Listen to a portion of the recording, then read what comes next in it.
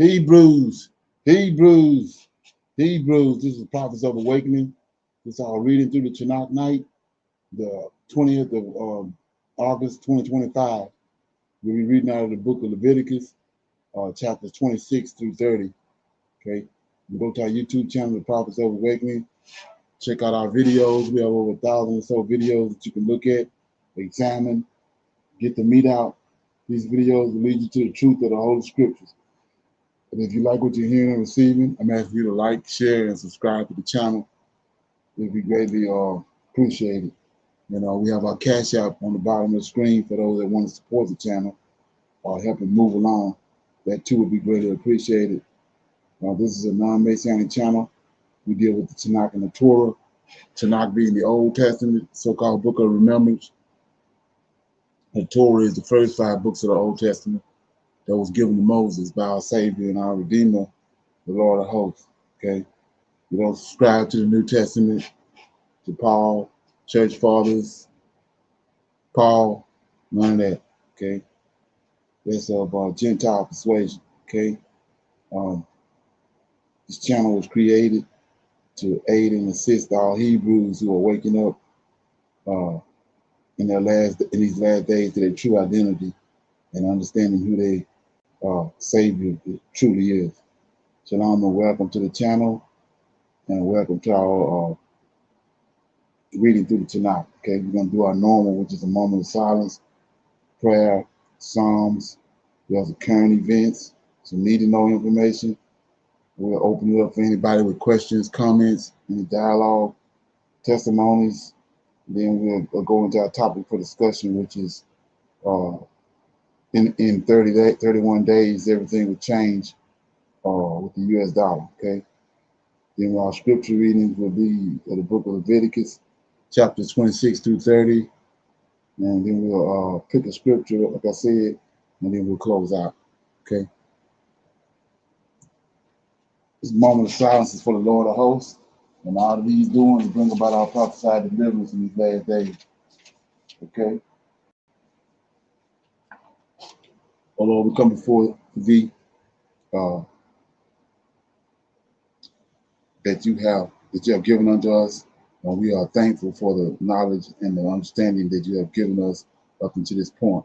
And we seek thy face this day, that you shower us with peace and enlightenment and a sense of togetherness. Oh Lord, we see thy hand in the affairs of the world. And we know and understand that what you have spoken in the past will surely come to pass. Turn not thy face from us, but hearken unto this plea, O Lord, hearken and do, and defer not. Peace be on you. Okay. Read the Psalms right quick.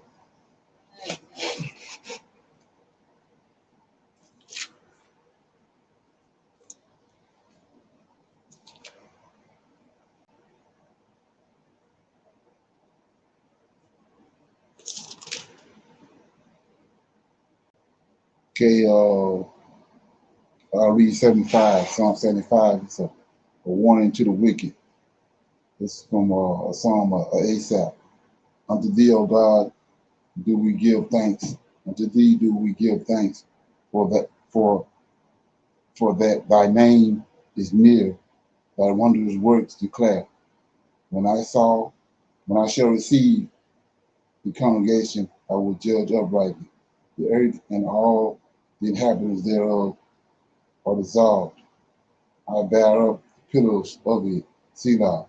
I said unto the fools, deal not foolishly, and unto the wicked, lift not up the horn. Lift not up your horn on high. Speak not with a stiff neck. For promotion cometh neither from the east, nor from the west, nor from the south. But God is a judge. He putteth down one, and he sitteth up another. For in the hand of the Lord there is a cup, and the wine is red. It is full of mixture, and he poureth out of the same. But the dread thereof, all the wicked of the earth shall wring them out and drink them. But I will declare forever, I will sing praises to the God of Jacob. All the horns of the wicked also will I cut off, but the horns of the righteous shall be exalted. So we see right here in verse 10, it says, all the horns of the wicked also will I cut off. So all the wicked people on the earth, all the people you see today that are wicked and they're not respecting who the Lord of hosts is and respecting what he's done, they're going to get cut off. But it says the horns of the righteous shall be exalted. And we know what the horn is. It's David. We see that in Psalms 132 that he's going to raise up David, the horn of Israel, and he's going to raise it up in the last days. Okay, any questions or comments on that? Anybody got anything on it? Okay, so with that being said, we're going to go to our current events, and we'll do like normal, like usual. We'll play the video, and then we'll break it down, get some feedback. 300,000 women of color have left the workforce in the United States. And I don't know if y'all know how devastating that's going to be in years to come. Large portion of them are actually leaving the United States. We are literally seeing groups of these amazing women of color moving to Portugal, Spain, Thailand, places in Africa, and rebuilding and restructuring their lives. Is one thing that a Black woman can do, and that's definitely comfortize her situation. It's a phrase that I coined called situational wealth. Forget about generational wealth. We're going to make our situation work for us, whether we doing some hair, we teaching, we preaching, we're going to make it work. So they are going to places where they are appreciated, loved, cared for, and people actually value their education and their experience. Okay, any feedback on that? Thanks.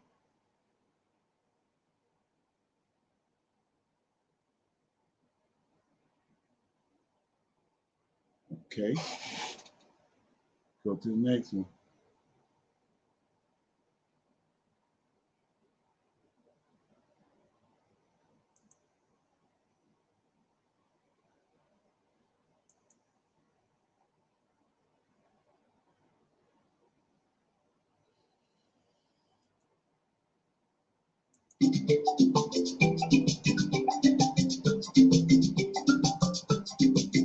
Breaking.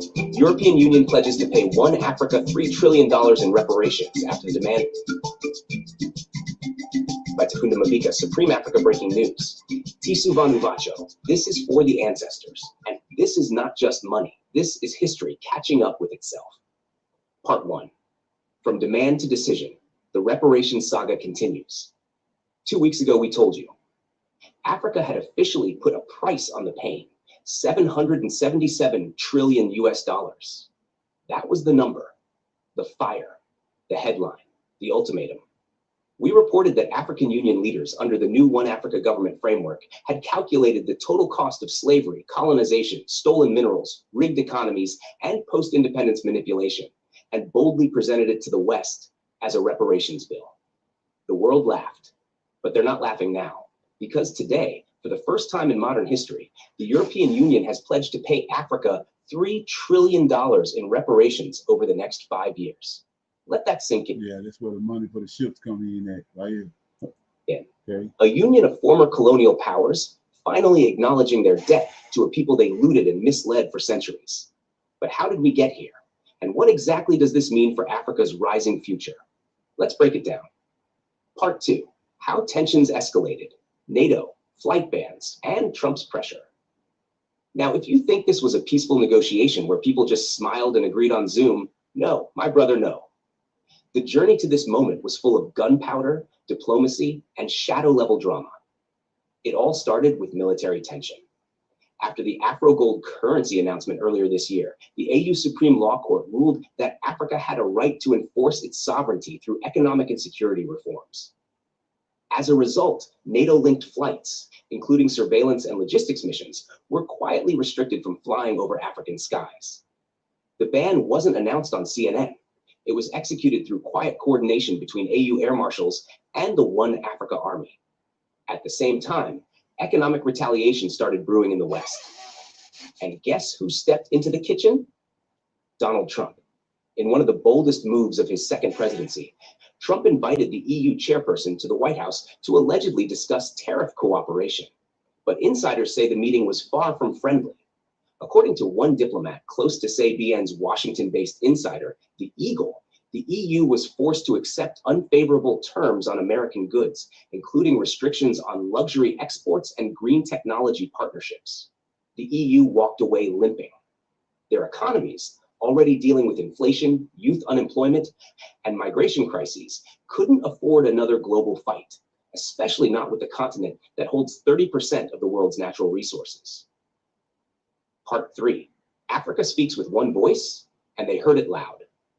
At the center of this storm is the One Africa government, a vision rising from behind closed AU sessions. Once mocked as a Pan-African fantasy, it's now becoming an undeniable force. And here's what changed the game: unity. For the first time ever, Africa delivered its message with one voice, one demand, one number. The 7.77 trillion demand wasn't just symbolic, it was strategic.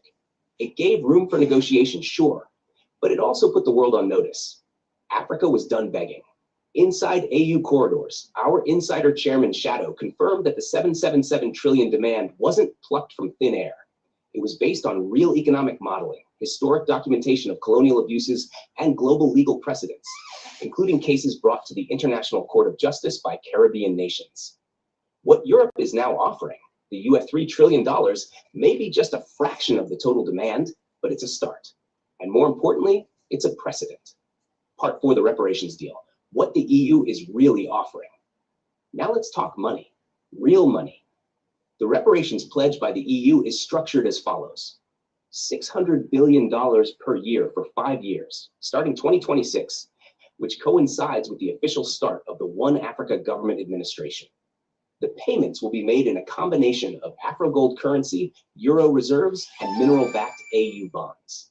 In exchange, the EU is requesting preferential access to Africa's rare earth minerals under new Afro-gold trade rules, continued trade routes under AfCFTA lanes, but subject to AU tariffs, protection for existing European businesses operating legally in Africa.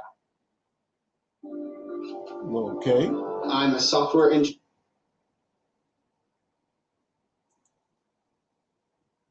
Who you ask. Some AU parliamentarians are saying this is just a modern version of the same old trick. Get the gold, give the crumbs. But others, especially within the AU Reparations Strategy Council, say this is a historic moment that must be built upon, not rejected. And the people? The youth of Africa? Oh, they are watching closely. Part 5, African reactions, from bitter to brilliant. Let's be honest. When this story leaked, most Africans had two immediate thoughts. One, this sounds too good to be true. Two, where's our share?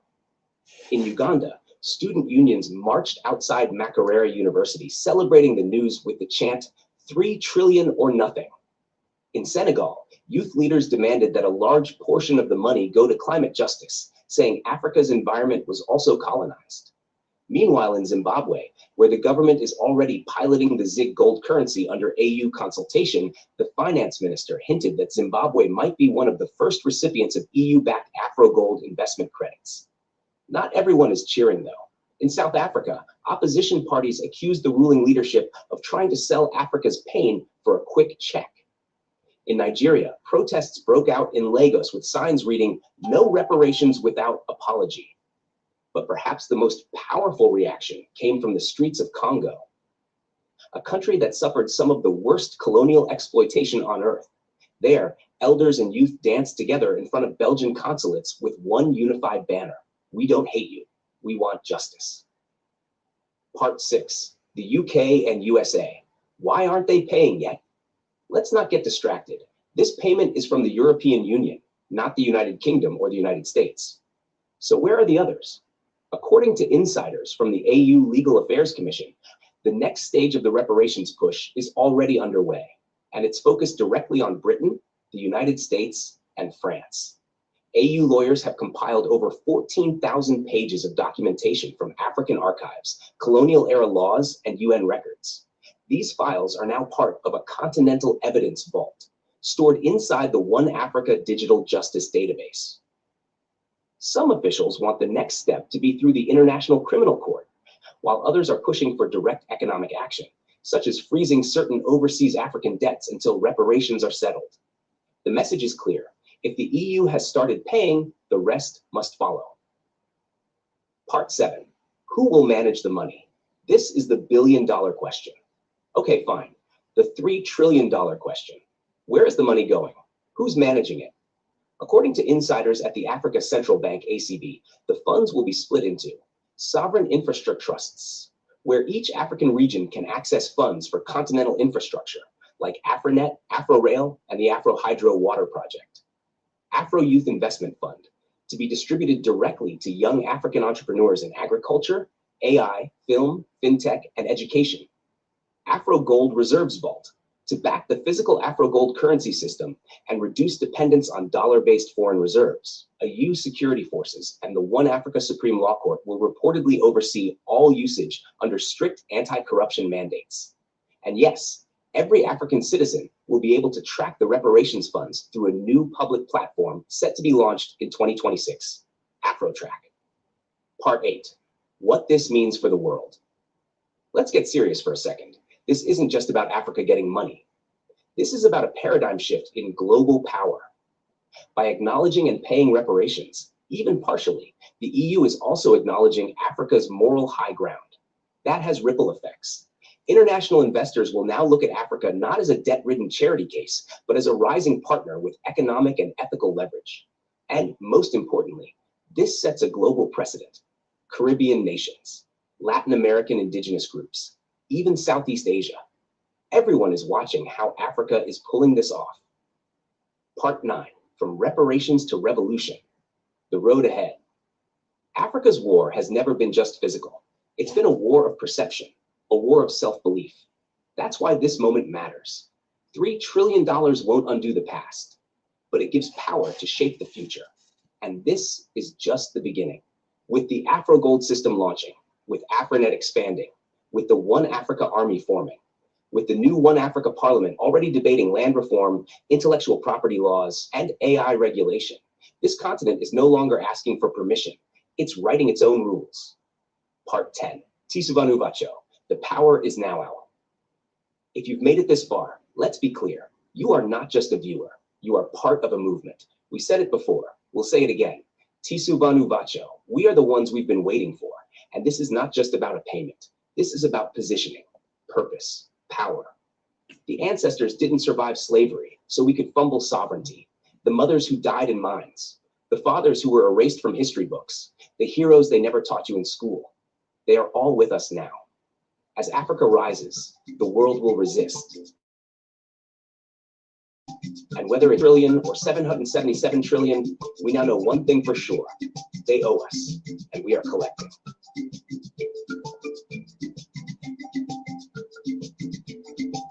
Okay, got any feedback on that?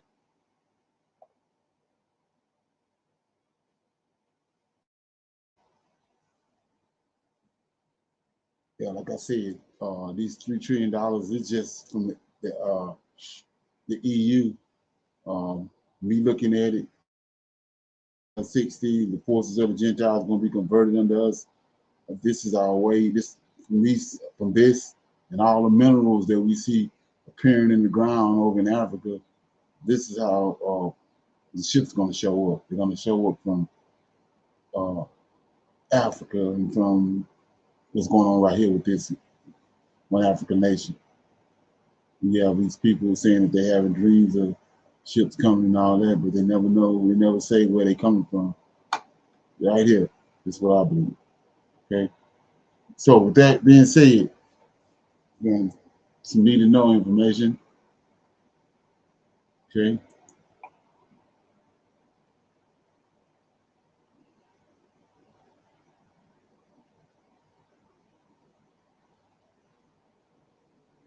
Wayne family, your main man, Elder Jim Allen here. And the question is, why are Black Americans leaving the Black church? Seminary. Is seminary one of the reasons? I would say seminary is not one of the reasons, because very few pastors go to seminary. And that can be a problem because now we have a bunch of pastors that are theologically just not equipped to handle some of the issues facing the Black community. So when you go to seminary, especially, it all depends on the type of seminary you go to. So if you're going to Yale Divinity School or Harvard Divinity School, Duke Divinity School, then the seminary, that type of seminary is going to be a more secondary type of seminary as relates to challenging your theological beliefs from a more philosophical type of way that challenges the historicity of what you believe biblically, and if those things, what you believe biblically, actually happen. Okay, but there are conservative seminaries that's going to double down on some of the more conservative talking points. So it may not even change your view of Christianity, okay, or the Western view of Christianity as it relates to the United States of America. So in that sense, it may not have any impact at all. But the bottom line is that very few pastors are seminarians, okay? So I wouldn't say seminary is one of the reasons why Black folk are leaving the Black church in droves, because very few Black people go to seminary. Very few ministers and pastors are seminarians. So to me, that's not really one of the main reasons. The next point, the Black church as an institution relative to poverty, tithes and offering. I would say that's one that can be one of the reasons, because many Black folk feel like, hey, here's an institution, a Black institution that have collected billions of dollars over the years. Folk are paying tithes and offering, and we look around and we see poverty in our communities. Why is that, right? And the Black church, just plain and simple, didn't have an economic plan. It wasn't economic. It had an economic plan as it relates to raising money, but it didn't really economically benefit the Black community. So if we had Black churches that pushed more life insurance, tell its members, hey, you guys need to have a life insurance. This way you have beneficiaries, family beneficiaries, and money left over for family members. But the Black church sort of collected tithes and offerings. And again, of course, you need money, right? All movements need money. Black church, whatever the movement is, it need dues, need funds to operate. So, yeah, I'm not against that. But as a whole, the Black church really, there's really been no ROI, return on investment, as it relates to tithes and offerings going into the Black church, and then that money some kind of way coming back to help even its membership or the Black community as a whole. So I can see that being a legit point of folks saying, listen, I'm tired of giving my money to this institution. 10% of my income, 10% is a lot. Okay, if you got 10% on your Roth IRA, that's a lot of money. So let's say you've been paying your tithes for 30 years. You've been giving this church for 30 years. You've been giving them 10% of your income, and then after that 30 years, that's pretty much like retirement age, right? You've got nothing back from it, no type of financial, economic return on investment. Of course, you got blessings and stuff like that, spiritual blessings and all of that, but you didn't get a financial return on that money. Versus if you was putting that money, 10% of your earnings into a Roth IRA, 30 years later, you'd probably be a millionaire. So I do see that, and I understand that point. That's a legit point. Deconstruction. A lot of Black folk are deconstructing. They're saying, hey, I want to challenge my beliefs as it relates to Christianity, as it relates to the Black church, as it relates to what is my indigenous, what is the indigenous spirituality of us as Black Americans, African Americans? What did we believe before Massa gave us Christianity? What do we believe? Well, our folk, take me to the next point, syncretism. Our folk synchronized West and Central African spirituality when they got here. They almost did that automatically. When they came here, it began immediately. They start synchronizing their West and Central African spirituality to form something new, and that something new was hoodoo. Hoodoo coming from the airway word hoodoo, H-U-D-U, spirit work. So hoodoo is older than the African American church. It's older than the founding of the United States of America.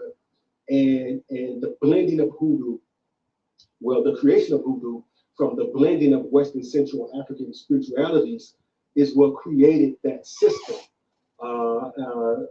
which to my mind is the mother of the Black church. Okay, and so that's what I think it is. I think it's a combination of these things, not so much seminary, because once again, most pastors and ministers are not seminarians. It's very, very small few pastors that may have went to seminary or some type of Bible college.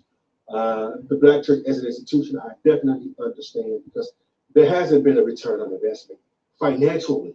Here it is, you have someone passing your family, and the first thing they're going to say is, did they pay tithes here, right? Did they attend? Did they pay tithes? And it's something, because the tithes that your grandmother may have paid at that church isn't in perpetuity, right? It doesn't get passed down to the grandson, right? Those tithes that your grandmother may have paid, tithes and offerings, it dies with her, it dies with the person. So the importance of folk getting screenings. I know so many Black folk, they believe all you gotta do is pray, and you don't have to exercise, and God knows when you're going to be here and all of that.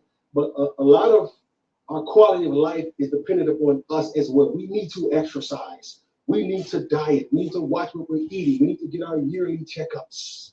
Folk need to get mammograms. Folk need to get pap smears. Okay, all of that is highly important. The pastor's job is to emphasize that to the member. So we're going to ask for tithes and offering. We also have to teach finance, personal finance, and economics to the members.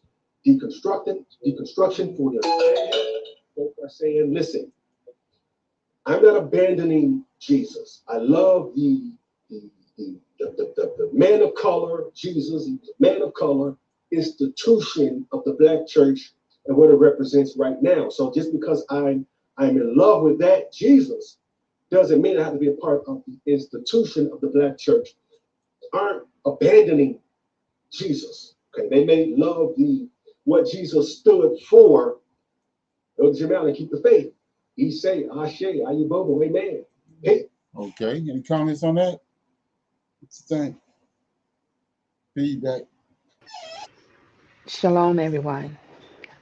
He Okay. started out pretty good for a moment, and then when he went to the New Testament, but I have a question. He was talking about symbolism. What about theologians? Don't they go to the school to learn the Bible and how to preach and teach the congregation about what's in the Bible? And aren't they a part of this system when they go to these schools, that they're told to speak and say in certain ways to get the congregation to contribute money? It is all about the money, um, because most Baptist churches, and that's where I've been attending when I was younger, uh, went to the New Testament, and it was all about being good stewards, um, about the money. Most of it was. Um, Not helping the neighborhoods, cleaning up the neighborhoods, doing those things like that. So I was wondering, the word theologians, Black theologians, are they different from the white theologians? No, well, he spent a lot of time on seminary, but seminary is all about the New Testament, teaching the New Testament. Like I said, in seminary, they teach you to every time you give a sermon, every Sunday or whenever you have an occasion or where a sermon has to be preached, you always close that sermon with Jesus and being saved by Jesus. So don't matter. This whole system, which is the beast system, is set up to deal with JC, which is they used him to replace our redeemed and our saved. So it's no matter what direction they come from, they all end up dealing with Jake. They end up Jesus is the final result. So it's flawed. Okay, anybody else? Yes, sir. In regards to the tithing part, that seems like no one that's in the New Testament should even be doing, as the tithing was, for one, with food to the priest, if I'm correct, and then the priest took a tithe of the tithe and offered it to the Lord. I had always wondered as a child, like, who came up with giving 10% of all of your income to the church? Um, and I had never found that in any piece of paper. It just seemed like that was something that was taught and carried along.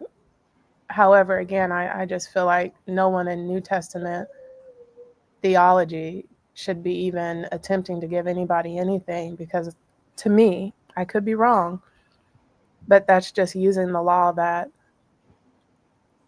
our our ancients, our brothers and sisters from Egypt were given when they left the land, to give to the priesthood, and the priest to give a tithe of the tithe to Michael. So I'm not even sure why any church is trying to do tithe. Again, like he said, to keep everything up, I get it, but that whole tenth business is ridiculous. Right. Yeah. Where that's coming from is when you go back and understand what happened with the Levitical priesthood. The Lord of hosts took the Levitical priesthood from among Jacob's seed, so he had to feed them. They had a land area, land allotted to them, but they had to be fed. That's what the 10% is when you say it's not money, it's agriculture.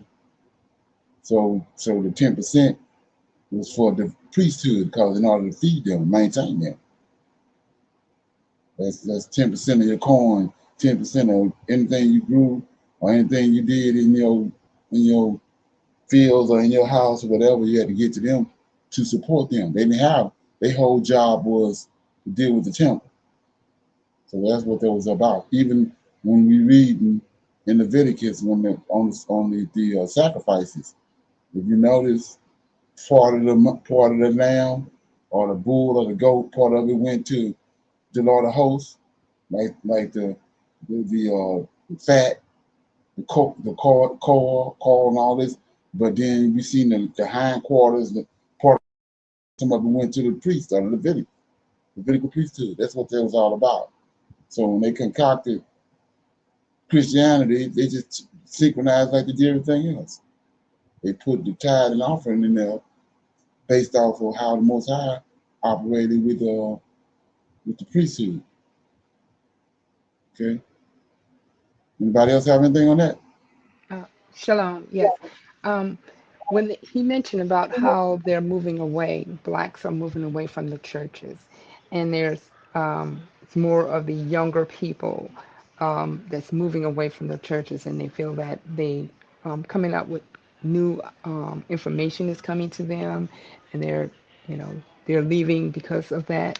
They have a lot of you know, family members who are learning more, learning things. So they are moving out, and maybe because of all the things like Creflo Dollar, TD Jakes, all this stuff that's going on, and how they're getting, like it says, rich through the churches, and these Gen X uh, children and the younger people are moving away.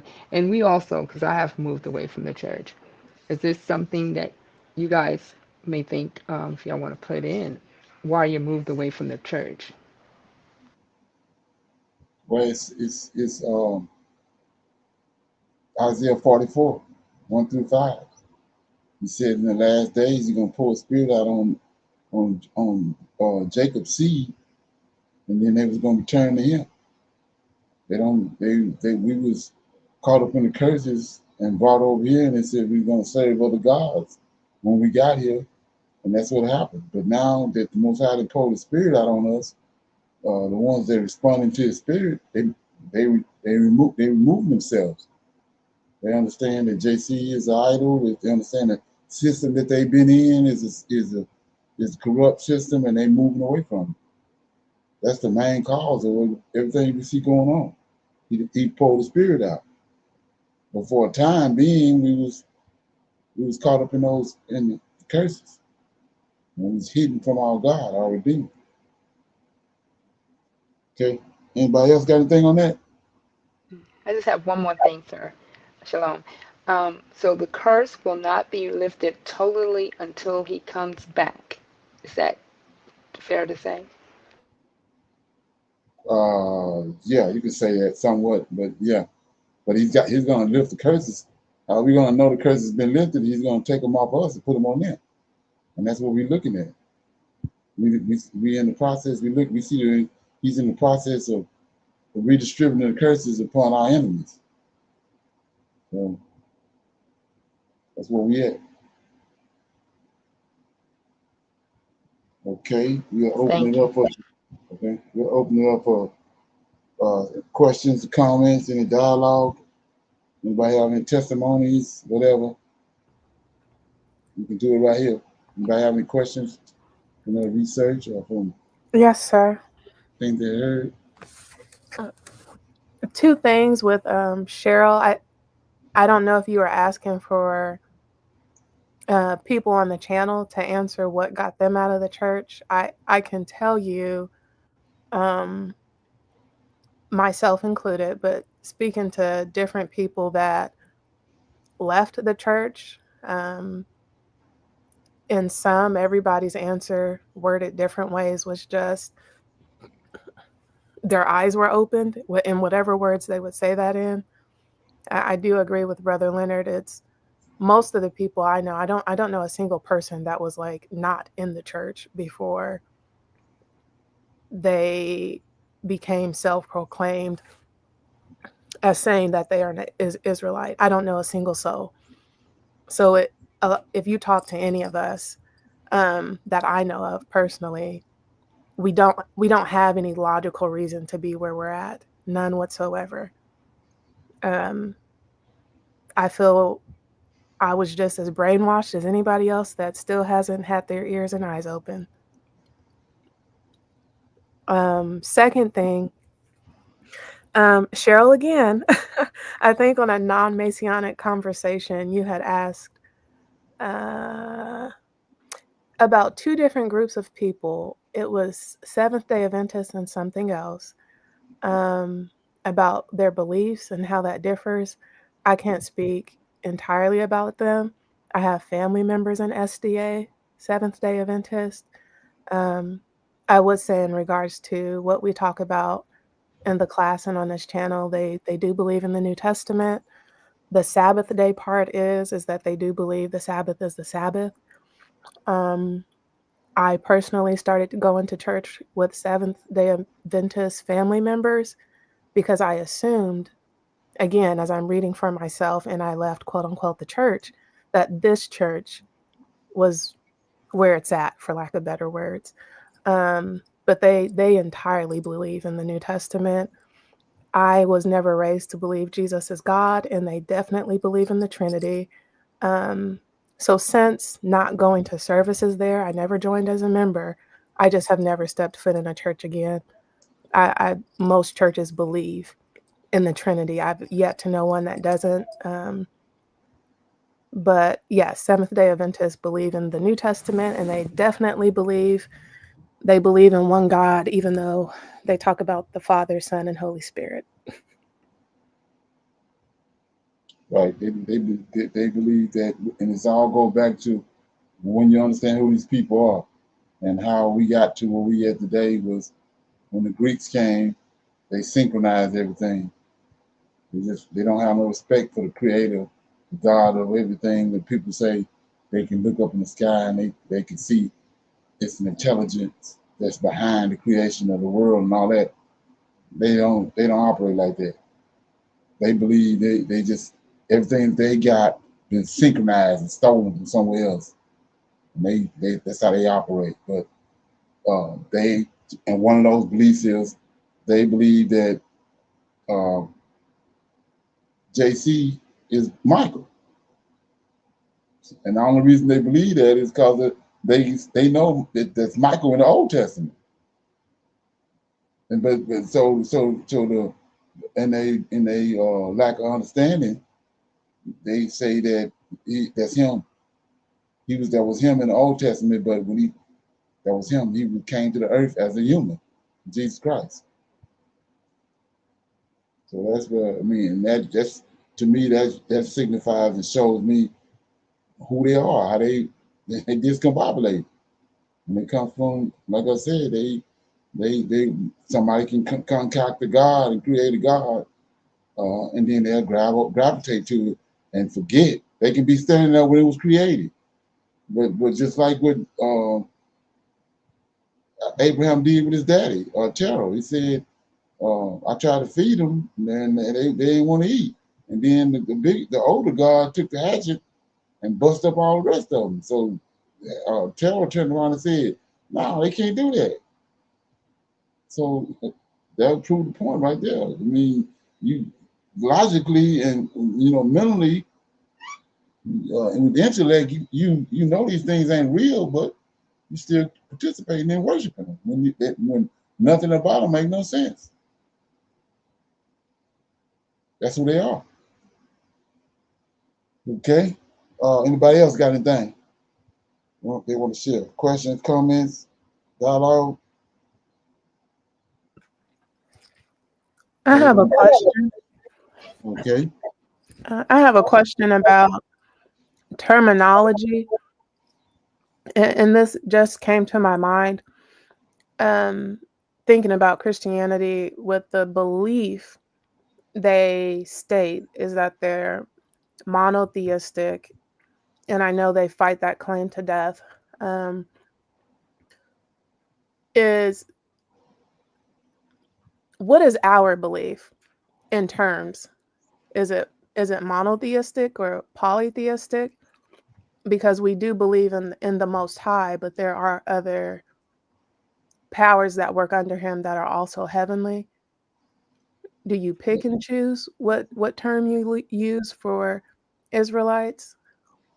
Well, it's not picking and choosing. It's the truth of the matter, which is nobody it's been hidden from us, but it's Yahweh was in the beginning, and then he created 7 angels from himself, like Enoch told us.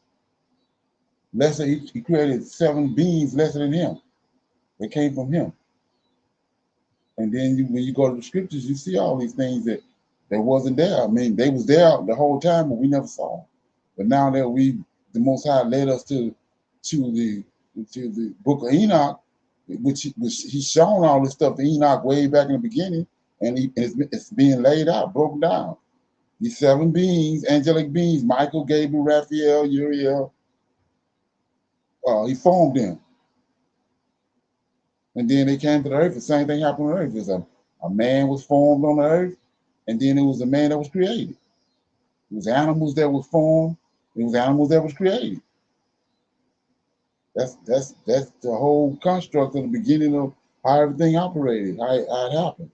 So he made, being that he's a supreme God, all-knowing God, and he's consuming fire.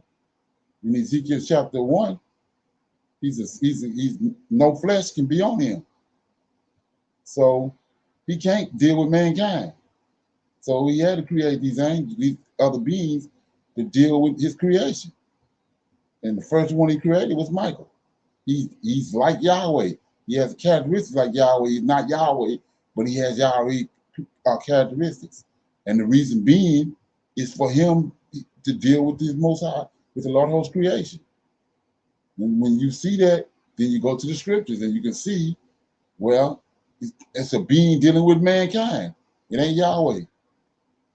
He comes down and we deal with Yahweh, and we see in scripture after scripture that he's stretching forth his hands to heaven, and he's saying praising this being in heaven, but yet and still he's the one that's went to Egypt and judged Egypt, and he's the one that the Creator told him inherited Israel. Yahweh can't inherit nothing. He had to be somebody else that inherited. If he owned it, then somebody else had inherited. And we see this very being that Enoch told us about that was on Mount Horeb went to Egypt.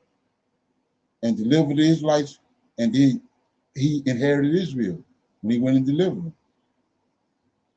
And that's how we found out that there's another God. It ain't the same one, the one that our forefathers had been dealing with before the flood. They assumed it was him.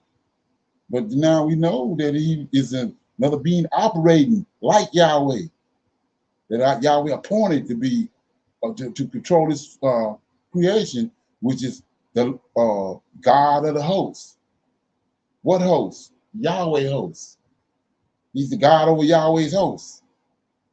He judges Yahweh creation.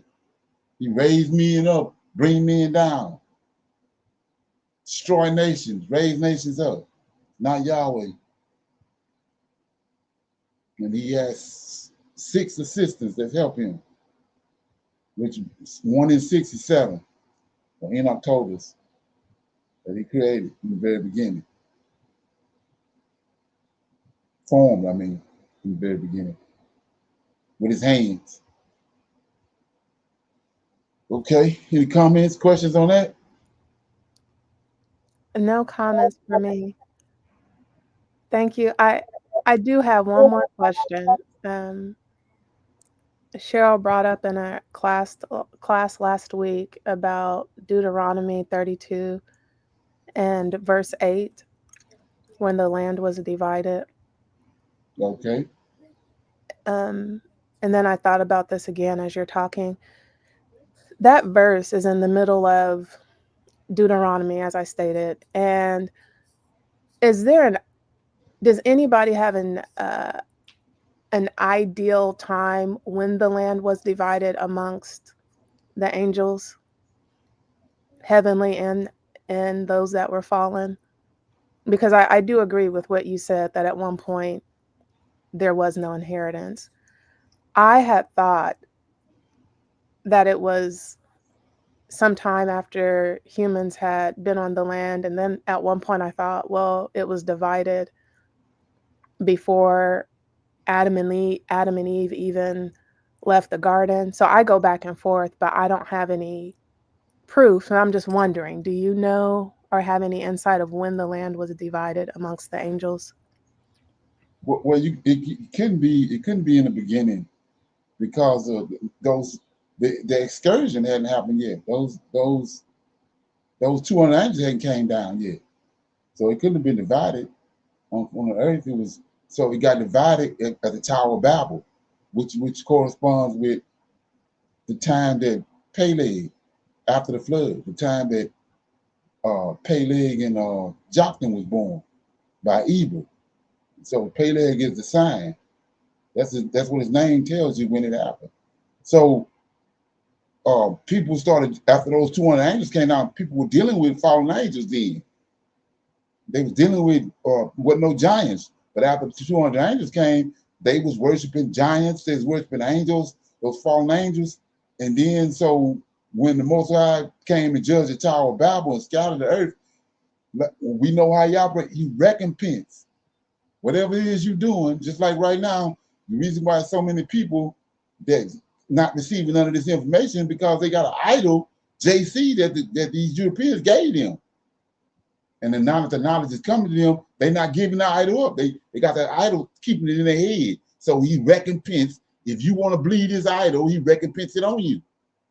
So those when after the flood, you had Michael, which inherited Mount Zion, that whole region, Garden of Eden, and all that. And then you had other areas that he scattered these people. He gave them a god, a fallen angel. But he couldn't have given no fallen angel in the beginning, because had no angels left from heaven. So he gave them each one. These regions of the earth was divided by these angels. But Mount Zion and all that area was holy and righteous. Like he says, Enoch tells us that's the navel of the earth. So that's what Michael received. Back to understanding that it's another God out there like Yahweh. Yahweh, the abode is in heaven. Matter of fact, it's in the heavens of heavens. But the person that's in Mount Zion, that's his abode. He abode in Mount Zion. Why? Because the Creator gave him that area. Just like he gave these other areas to these other angels. That's how that was established. That makes sense. Right. That was, I forgot, that was one of the things in my mind. Like, what about the Tower of Babel? So yes, that makes sense. Yes. So that's what it says in the scriptures. Peleg says during at the time when the earth was divided, was during the time of Peleg, and we know how these men names a lot of science testify and clarify a lot of things for us. So Peleg name tells you when it happened. It happened during his lifetime. Okay. Thank you. Anybody else got anything? Okay. So with let me see. Yeah. With that being said, we'll play this right here. Then I'm gonna go to my topic for discussion. Pressure on African nations. A growing number of African Americans are making a bold move in the opposite direction. They're walking away from the so-called American dream, not out of defeat, but by... So you have to understand this right here. This is all part of Isaiah 44. choice. Instead of chasing success in a system that often sidelines them, they're heading back to Africa, seeking something deeper, connection. So it's no difference, like I said, when you think about Cyrus. Why did Cyrus let the Israelites go? The Lord of hosts changed his mind. If he hadn't changed his mind, he'd still be doing it. So why did Amalek let Sarah go? The Lord of hosts changed his mind. He's changing our mind right here. It's supernatural, Most High, Lord of hosts. Heritage and identity. For generations, Africans and African Americans have shared the same bloodline, but lived worlds apart. Right. Two continents, one shared history, in a widening emotional and cultural gap. But that's starting to shift. What's unfolding now is something few saw coming. Thousands of African Americans are not just visiting Africa, they're relocating, starting fresh, and planting permanent roots. Why? Why trade the skyscrapers of New York for the red earth of Ghana? Why leave behind the US with all its wealth and opportunities for a continent the West so often paints as poor, unstable, and broken? And why now? Especially when so many Africans are risking it all to migrate in the opposite direction. This isn't just a passing trend. It's a powerful, growing movement. And the reasons behind it might surprise you. To understand what's driving this shift, you have to go back, way back. In 2019, the world marked a painful milestone. 400 years since the first African slaves were taken from their homeland, torn from their families, and forced to cross the Atlantic. That dark period, the transatlantic... Like I said, they're not Africans. That's another part. And then it's a Gentile telling you the story, but these are Israelites. And God already told them all this is going to happen. They're not African. Slave trade remains the largest forced migration of any race in human history. Roughly 12.5 million Africans were captured and sold. Only 10.7 million survived the brutal voyage. But survival didn't mean freedom. On arrival in the Americas and Europe, they were forced into back-breaking labor on plantations, growing crops like sugar, tobacco, and cotton. Their bodies were exploited, their lives devalued, all while building the economic foundations of the West. Eventually, slavery was abolished. Citizenship came, rights followed, and African descendants were promised a place in society. But racism, that never left. It just evolved. From segregation to discrimination, many Black Americans still face systemic inequality every day. This painful legacy is fueling something remarkable. A return, a reversal no one predicted. More and more African Americans are packing up their lives in the US and heading to Africa. But why now? Despite legal progress, the racial divide in America remains wide. In too many spaces, Black Americans are still treated as less valued. So right here, this right here is major because African Americans, which are Hebrew Israelites, they got so many options. from all the lies. But in reality, this right here should wake them up. They God done this.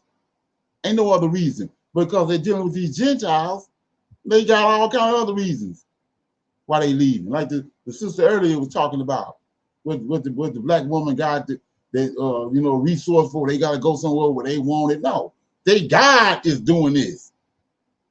That's what the focus is. It ain't about nothing else. It ain't JC. Less safe, less welcome, and for a long time, returning to Africa wasn't even considered. The West had spent decades pushing a narrative of Africa as a place to escape, not embrace. Then came 2019, and everything changed. That year, Ghana, once one of the main departure points for enslaved Africans, launched the Year of Return. It was more than a tourism campaign. It was a global call to come home, to reconnect, to heal, and the response was overwhelming. So thousands of African Americans jumped. He said this thousands of years ago.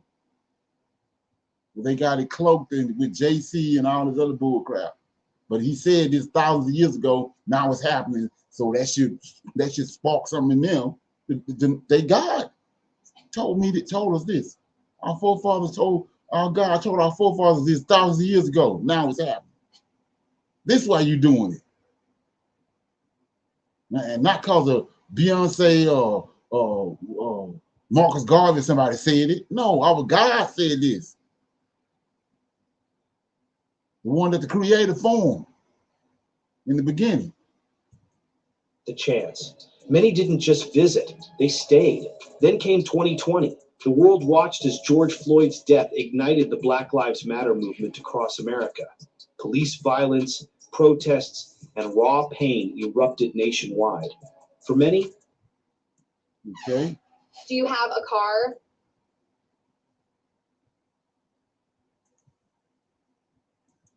Suddenly, the so-called land of the free felt like anything but, and the movement to return to Africa didn't just continue, it exploded. Today, more than 5,000 African Americans have relocated to Ghana.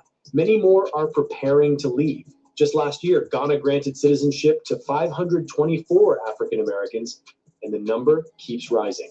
Ghana isn't the only African country opening its arms wide. Across the continent, more nations are laying out the welcome mat for their brothers and sisters in the diaspora. But it begs the question, why now? Why are so many African Americans choosing Africa at this moment in history? And what does this mean for the future of the continent and the future of Black identity? Meet Sanjia Davis. On paper, she had it all. She was the image of success in Washington, D.C., a respected therapist, highly educated, well-connected, living the kind of life people dream about. But make no sense. It's only one answer to that. Beneath the polished surface, Sanjia was quietly struggling with a constant creeping fear. She recalls, I was living what people consider the American dream.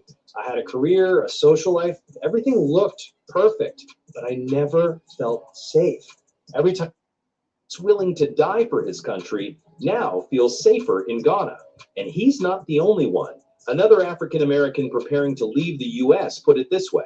There are just so many things in America that marginalize Black people. Being here in Africa, specifically Ghana, it feels like real freedom.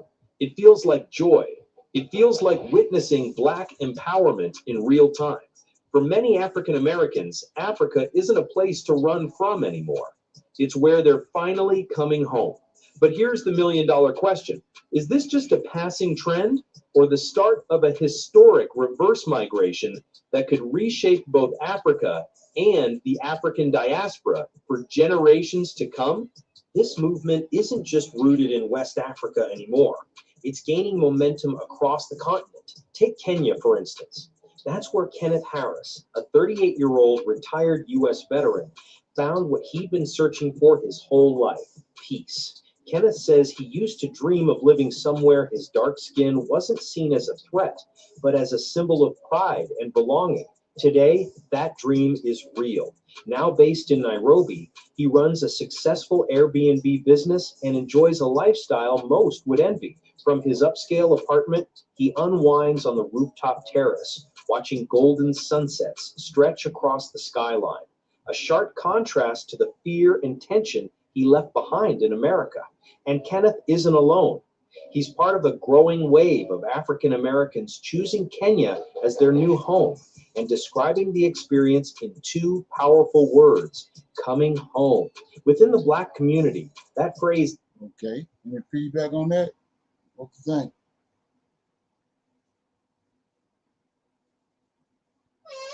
Everybody good on that? So, like I said, we so far into this end time prophecy, it's a shame. Everybody, if you listen to the church and the pastors, and you think that there's something to come in the future, but we knee deep already into the end time, right? Okay. So with that being said, like I said, we do our scripture reading. We'll be reading out of the book of Leviticus. We on chapters 26 through 30. We'll be reading our 5 chapters for the night. Okay, and we'll start with let me get it first. We'll start with Leviticus chapter 26. And okay, let me get it. Okay, you want to read that, Anitra? Yes, sir. Shalom, everyone. Leviticus chapter 26. You shall make no idols, nor graven image, neither rear you up a standing image, neither shall you set up any image of stone in your land, to bow down unto it, for I am the Lord your God. You shall keep my Sabbaths and reverence my sanctuary. I am the Lord. If you walk in my statutes and keep my commandments and do them, then I will give you rain in due season, and the land shall yield her increase, and the trees of the field shall yield their fruit, and your threshing shall reach unto the vintage, and the vintage shall reach unto the sowing time, and ye shall eat your bread to the full, and dwell in your land safely. And I will give peace in the land, and ye shall lie down, and none shall make you afraid. And I will rid evil beasts out of the land, neither shall the sword go through your land. And you shall chase your enemies, and they shall fall before you by the sword. And 5 of you shall chase 100, and 100 of you shall put 10,000 to flight, and your enemies shall fall before you by the sword. For I will have respect unto you, and make you fruitful, and multiply you, and establish my covenant with you. And ye shall eat old store, and bring forth the old because of the new. And I will set my tabernacle among you, and my soul shall not abhor you. And I will walk among you, and will be your God, and ye shall be my people. I am the Lord your God, which brought you forth out of the land of Egypt, that ye should not be their bondmen. And I have broken the bands of your yoke, and made you go upright. But if you will not hearken unto me, and will not do all these commandments, and if you shall despise my statutes, or if your soul abhor my judgments, so that ye will not do all my commandments, but that ye break my covenant, I also will do this unto you. I will even appoint over you terror, consumption, and the burning ague that shall consume the eyes and cause sorrow of heart, and ye shall sow your seed in vain, for your enemies shall eat it. And I will set my face against you, and ye shall be slain before your enemies. They that hate you shall reign over you, and ye shall flee when none pursueth you. And if ye will not yet for all this hearken unto me, then I will punish you 7 times more for your sins. And I will break the pride of your power, and I will make your heaven as iron, and your earth as brass. And your strength shall be spent in vain, for your land shall not yield her increase, neither shall the trees of the land yield her fruits. And if you walk contrary unto me, and will not hearken unto me, I will bring 7 times more plagues upon you, according to your sins. I will also send wild beasts among you, which shall rob you of your children, and destroy your cattle, and make you few in number, and your highways shall be desolate. And if you will not be reformed by me by these things, but will walk contrary unto me, then I will also walk contrary unto you, and will punish you yet 7 times for your sins. And I will bring a sword upon you that shall avenge the quarrel of my covenant. And when ye are gathered together within your cities, I will send the pestilence among you, and ye shall be delivered into the hand of the enemy.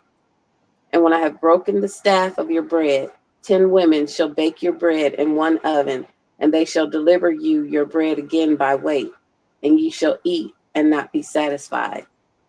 And if ye will not for all this hearken unto me, but walk contrary unto me, then I will walk contrary unto you also in fury, and I, even I, will chastise you 7 times for your sins. And ye shall eat the flesh of your sons, and the flesh of your daughters shall ye eat. And I will destroy your high places, and cut down your images, and cast your carcasses upon the carcasses of your idols, and my soul shall abhor you. And I will make your cities waste, and bring your sanctuaries unto desolation. And I will not smell the savor of your sweet odors. I will bring the land into desolation, and your enemies which dwell therein shall be astonished at it. And I will scatter you among the heathen, and I will draw out a sword after you, and your land shall be desolate, and your cities waste. Then shall the land enjoy her Sabbaths, as long as it lieth desolate, and ye be in your enemy's land. Even then shall the land rest and enjoy her Sabbaths.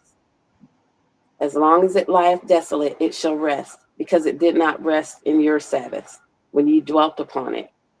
And upon them that are left alive of you, I will send a faintness into their hearts, in the lands of their enemies, and the sound of a shaken leaf shall chase them, and they shall flee as fleeing from a sword, and they shall fall when none pursueth, and they shall fall upon one another, they shall fall one upon another, as if it were before a sword, when none pursueth, and ye shall have no power to stand before your enemies.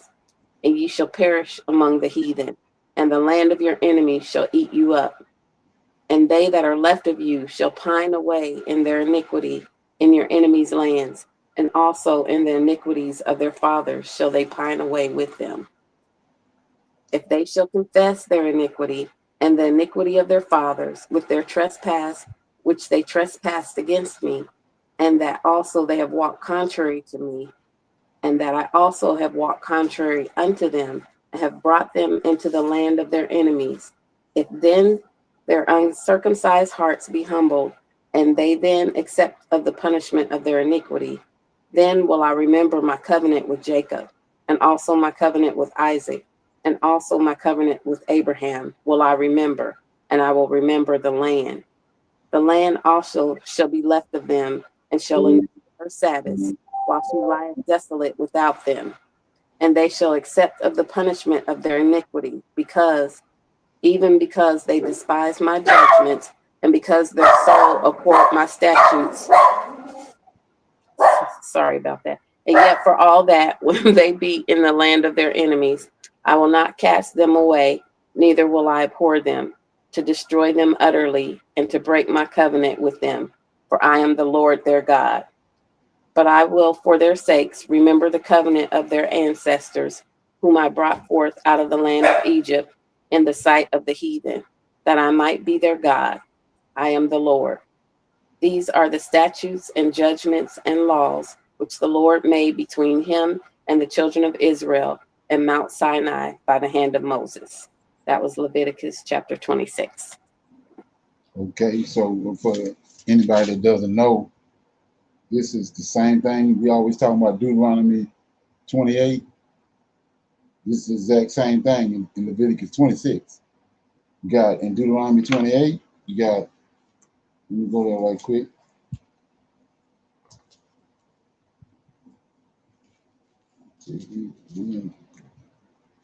Go to Deuteronomy 28, and you'll see that, okay, Deuteronomy 28, you got the first 14 verses, 15 verses is the blessings. And then in verse 15, the consequences of disobedience. That's the curses. That's where we at. We know that when we first got to the land, we kept it, the laws and statutes, but then we shunned our God, turned our back on him, stop doing his laws and statutes, that's when the curses kicked in. 15 through 68. Well, the same thing in Leviticus 26. Go all the way to verse 13 in Leviticus 26. I am the Lord your God, which brought you up out of the land of Egypt. Like I said, it's not Yahweh, that you should not be a bondsman. And I have broken the bands of your yoke and made you upright. So he brought us out of captivity, and in Babylon and made us upright. Broke the bands of slavery that was on us. Then 14. But if you will not hearken unto me, same thing in Deuteronomy 28. But if you will not hearken unto me and will not do these commandments, and if ye shall despise my statutes, or if your soul abhor my judgments, so that ye will not do in all my commandments, but that ye break my covenant, I also will do this unto you, and I will even appoint over you terror. Because we're looking at all that. So it's the exact same thing that's in Leviticus. In Deuteronomy 28, you can reference it right here, Leviticus, same thing.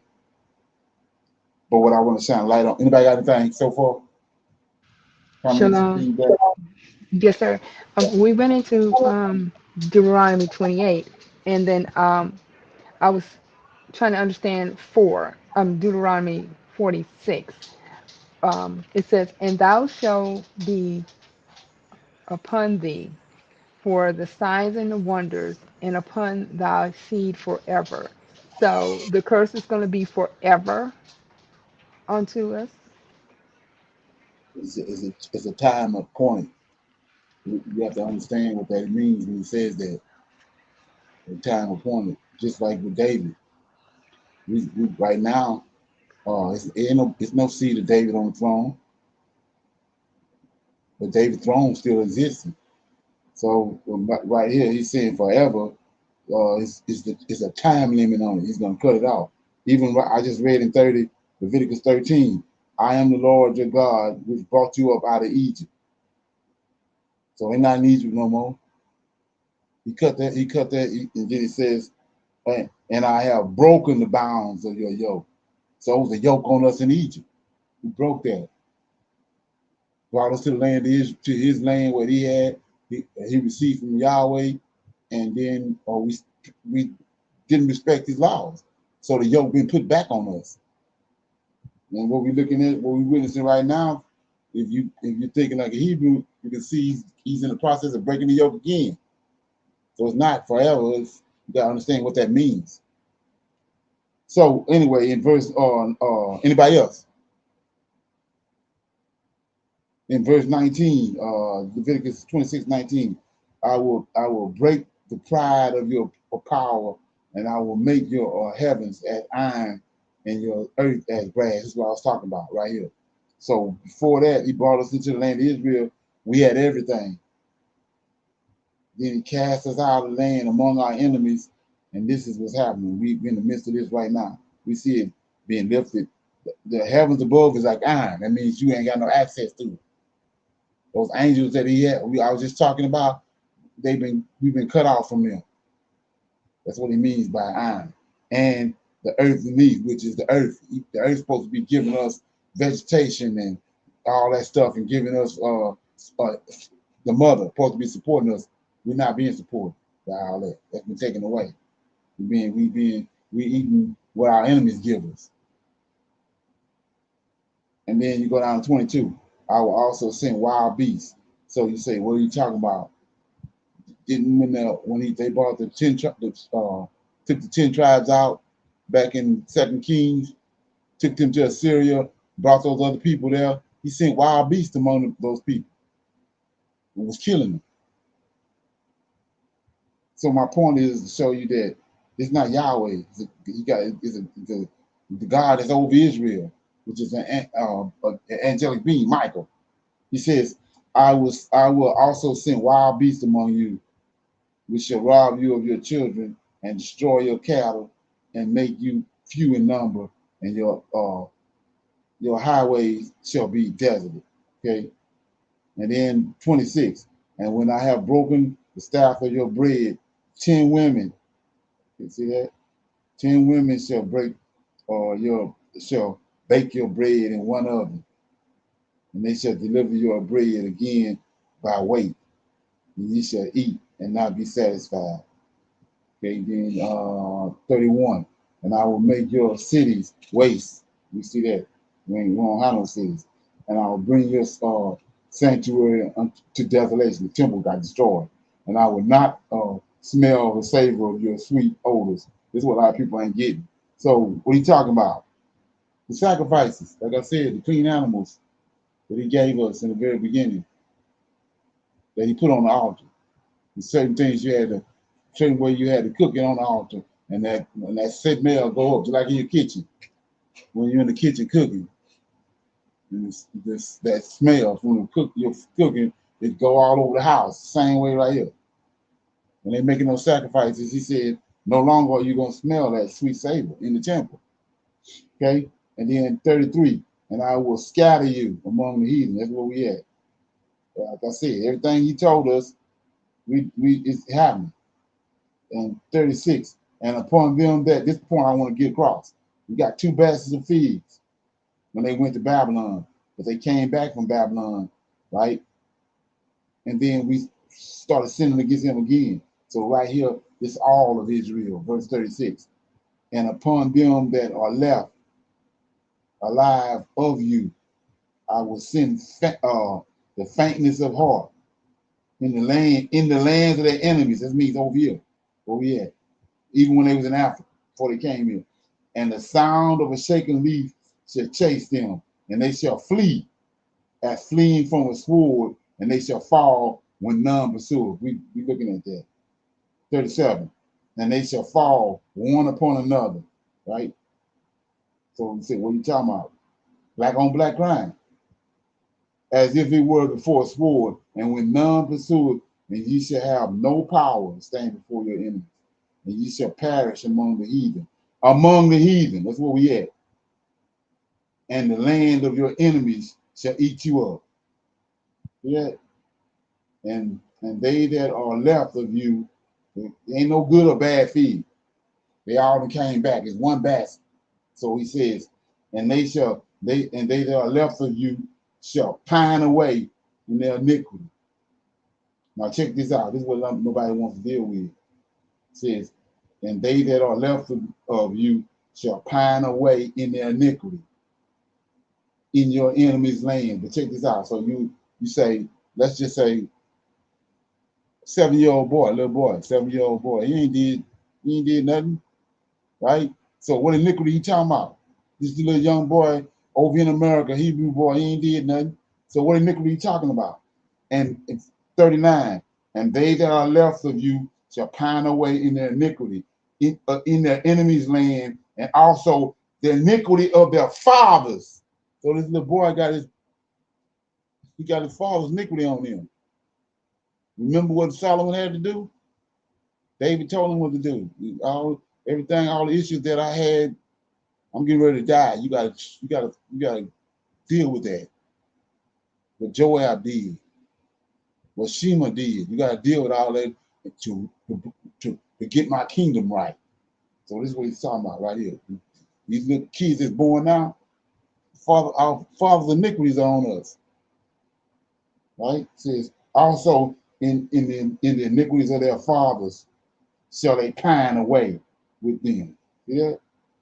So how you gonna fix that if you don't even know that? You 21, 22 years old, you don't know that your father's iniquity is on you. Huh? Come on. That's Hebrew. Ain't got nothing to do with Chinese or European or Haitian. I mean Japan, Japanese.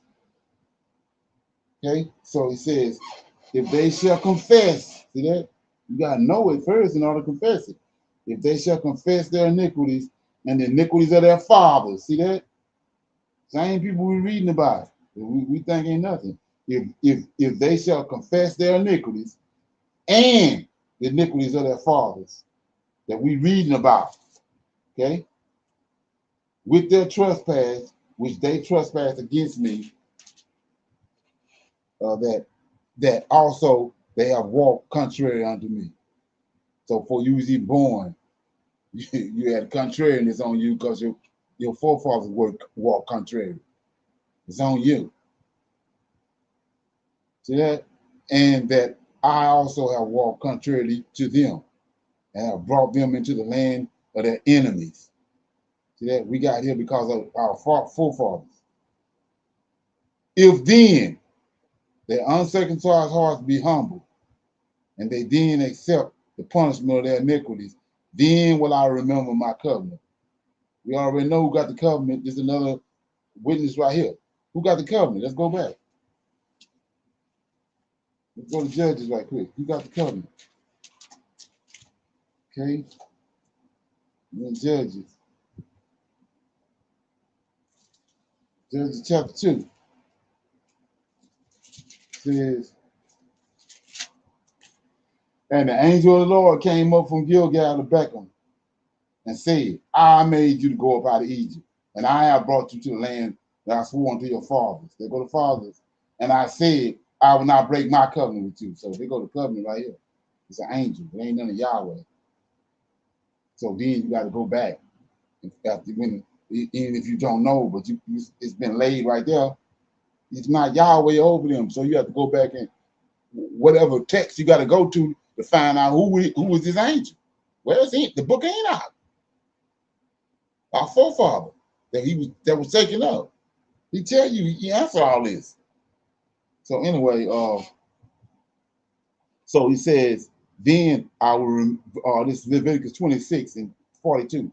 Then will I remember my covenant with Jacob, and also my covenant with Isaac, and also my covenant with Abraham will I remember, and I will remember the land. So earlier I was reading about the fathers. Here go to the fathers right here.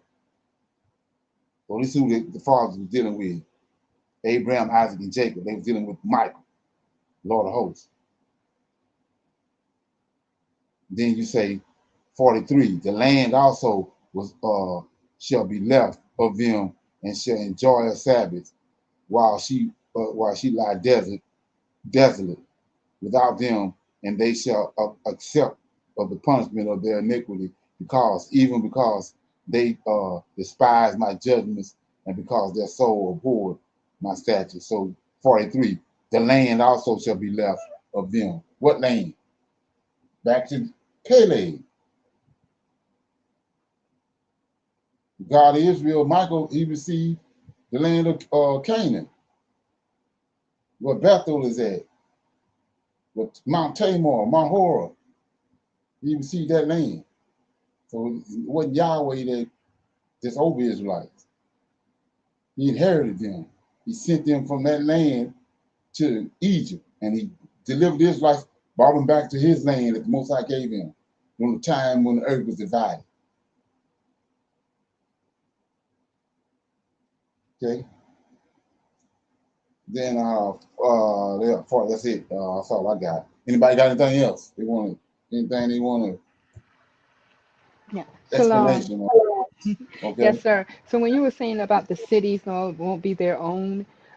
Is that something like the cities now here over here, where, the Black Wall Street, all the other um, places that the black communities tried to build up and was taken over, like the one that's in New York? They said they put water, they drowned that city, and there was all black successful people there. So is that part of the curse that we won't be able to be over here in the United States to be one above any of the other ones, like the Black Wall Street that got taken down? um, like I mentioned, the other places that got Rosewood got taken down because of the progress the blacks were doing. Is that part of the curse that we will not get to that point until we are able to come back to Well, he the promised says land? he says enemies lands. So Oh, is Black here, Wall. here. So the Mhm. land that Black Wall Street was on, was it our land? Shalom. Yes and no, because this is No, not no, our no, no. land It's not here. ours. It's not No, our land. right. He says he's gonna bring us over here to our enemies' lands. So those are not. That's the problem right now. But nothing is ours. We trying to build on something that's not ours. We was only brought over here for punishment. So you can even to go deeper into that. We don't even have to deal with America when they was in West Africa, when they was the Mali Empire, the Kingdom of Benin. If you know the story, the cities that they found in Benin. The reason why you got all the cities that you got over in America, they patterned it off of the city they saw the Israelites had built in Benin, but that wasn't our land. So that's the reason it didn't last. And we was in the midst of the curses. So those are not our cities. Jerusalem and Kadash and Lankush, them was our cities. Once we the curses were put on us and we was cast out the land, whatever we built up, it was on our enemies' lands. It wasn't ours, so it wasn't gonna last. It's like building a house on sand. Okay, that make any sense? Yes, sir. Okay. Anybody else? Okay. George, you want to read 27? Shalom, everyone. Yes, sir. Uh, Leviticus, my book just turned. Hold on, sir.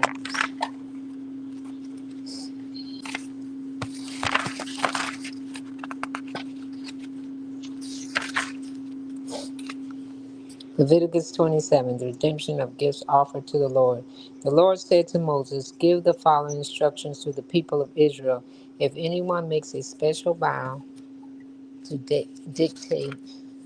to dedicate someone to the Lord by paying the value of that person, here is the scale of the value to be used. A man between the ages of 20 and 60 is valued at 50 shekels of silver as measured by the sanctuary shekel. A woman of the age is valued at 30 shekels of silver. A boy between the ages of 5 and 20 is valued at 20 shekels of silver. A girl of the age is valued of 10 shekels of silver. A boy between the ages of 1 month and 5 years is valued at 5 shekels of silver. A girl of that age is valued at 3 shekels of silver. Verse 7, a man older than 60 is valued at 15 shekels of silver. A woman of that age is valued at 10 shekels of silver. If you desire to make such a vow but cannot afford to pay the required amount, take the person to the priest. He will determine the amount for you to pay based on what you can afford. If your vow involves giving an animal that is acceptable as an offering to the Lord, any gift to the Lord will be considered holy. You may not exchange or substitute it for another animal, neither a good animal for a bad one, nor a bad animal for a good one. But if you do exchange one animal for another, then both the original animal and its substitute will be considered holy. If your vow involves an unclean animal, one that is not acceptable as an offering to the Lord, then you must bring the animal to the priest. He will assess its value, and his assessment will be final, whether high or low. If you want to buy back the animal, you must pay the value set by the priest plus 20%. If someone dedicates a house to the Lord, the priest will come to assess its value. The priest's assessment will be final, whether high or low. If the person who dedicated the house wants to buy it back, he must pay the value set by the priest plus 20%. Then the house will again be his. If someone dedicates to the Lord a piece of his family property, its value will be assessed according to the amount of the seed required to plant it. 50 shekels of the silver for a field planted with 5 bushels of barley seed. If the field is dedicated to the Lord, seed. If the field is dedicated to the Lord in the year of Jubilee, then the entire assessment will apply. But if the field is dedicated after the year of Jubilee, the priest will assess the land's value in proportion to the number of years left until the next year of Jubilee. Its assessed value is reduced each year. If the person who dedicated the field wants to buy it back, he must pay the value set by the priest plus 20%. Then the field will again be legally his. But if he does not want to buy it back and it is sold to someone else, the field can no longer be bought back. Verse 21, when the field is released in the year of Jubilee, it will be holy, a field specially set apart for the Lord. It will become the property of the priests. If someone dedicates to the Lord a field he has purchased but which is not part of his family property, the priest will assess its value based on the number of years left until the next year of Jubilee. On that day, he must give the assessed value of the land as a sacred donation to the Lord. In the year of Jubilee, the field must be returned to the person from whom he purchased it, the one who inherited it as a family property. All of the payments must be measured by the weight of the sanctuary shackle, which equals 20 dirhams. You may not dedicate a firstborn animal to the Lord, but the firstborn of your cattle, sheep, and goats already belong to him. However, you may buy back the firstborn of the ceremonial unclean animal by paying the priest's assessment of its worth plus 20%. If you do not buy it back, the priest will sell it as an assessed value. Verse 28, however, anything specially set apart for the Lord, whether a person, an animal, or family property, must never be sold or bought back. Anything devoted in the way that has been set apart as holy and it belongs to the Lord, no person specially set apart for destruction may be brought back. Such a person must be put to death. 1/10 of the produce of the land, whether grain for the field or fruit from the trees, belongs to the Lord and must be set apart to him as holy. If you want to buy back the Lord's tenth of the grain or the fruit, you must pay its value plus 20%. Count off every 10th animal from your herd and flocks and set them apart for the Lord as holy. You may not pick and choose between good and bad animals, and you may not substitute one for another. But if you do exchange one animal for another, then both the original animal and its substitute will be considered holy and cannot be bought back. These are the commands that the Lord gave through Moses on Mount Sinai for the Israelites. That was Leviticus 27. Okay, what book you reading out of? This is This is a New Living Translation Bible. Uh, I had wrote in the comments that I couldn't read because I didn't have my book.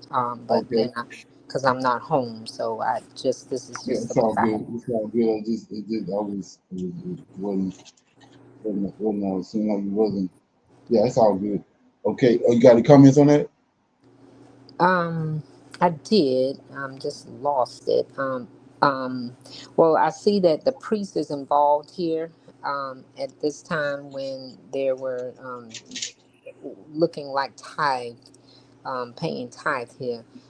So if you borrowed land to give to the Lord, and then after that time of dedication, then you had to give it back to the rightful owner of the land. So that looked like that. I don't know if they could do it 1,000 times over or whatever, but it looked like, that person could transfer back and forth. So how would they be, giving of their first fruit or their property or whatever if they can do such a thing? Um, and it didn't say that it is only one time, but it did talks about death. If you did gave something that was not holy, that it would be death unto you. Verse: no person specially set apart for destruction may be bought back. Such a person must be put to death. Right, exactly. They don't keep the law, but where it's recurring at is the Jubilee. For 50 Everything years. goes back after the Jubilee, so it starts over. Yes, sir. 21, 21. But it fulfilled when it goes out in the Jubilee. So when you say Jubilee, that could tell it's a whole big understanding in there. every 50 years, everything goes back. But they Yes. don't do that now, like I was talking earlier, in the land of our enemies. They ain't doing this. Right. That's how you get Elon Musk and all these billionaires because they're not doing this. They're not returning things back after 50 years. They're consuming it with Esau. And then another thing is 32 and 34, 33, 34. It goes to what we was talking about earlier about the tithes. This is where the Gentile get it from. The reason they got it listed in the New Testament in the church doctrine is because it come from the Old Testament. In verse 32, it says, and concerning the tithe, it's the same tithe over there that they talking about, but this the actual tithe. It says concerning the tithe of the herd. See that? Tithe is talking the animals, herd of the flock, even of whatsoever passeth under the rod. The tenth shall be holy unto the Lord. They go to 10% right there. He shall not search whether it be good or bad, neither shall he change it. And if he change at all, then both of it and the change thereof shall be holy. It shall not be redeemed. Okay, so that's where you get the tithe from right there. But they didn't took it on like I said, Esau, he's all about usury. So he didn't took that and flipped it and used it where he can get gain out of it. Okay. It's not the same, it's not the tithe that the Lord of hosts dealing with. Okay. Anybody got any comments on that? So yeah, Shalom. yeah. Uh, could we explain verse 37, I mean 27, when it says, if it be of an unclean beast, then he shall redeem it according to thy estimation, and shall add a fifth part of it thereof, of thereto. Um, or if it be not redeemed, then it shall be sold according to thy estimation. What's unclean beast? I mean, we're not supposed to be Lame, dealing with them. lame, defect. Oh, like, oh, okay. It can be a clean animal, but he's defective. Yes, And sir. that's why I'm saying right there, according to you, what you estimate is like if you see that he's lame, maybe he got a got injured and he got a bad limp on one leg or whatever. How much do you think he worth if you sold it? That's what he's talking about. Estimation. Thank you. Okay. So yeah, we supposed to be reading 5 chapters out here, and it's only 2 chapters left in Leviticus, and so we're gonna go to Numbers. We're gonna read Numbers 1, chapters 1, 2, and 3. Okay. Um, you want to read chapter 1 of Brittany of Numbers?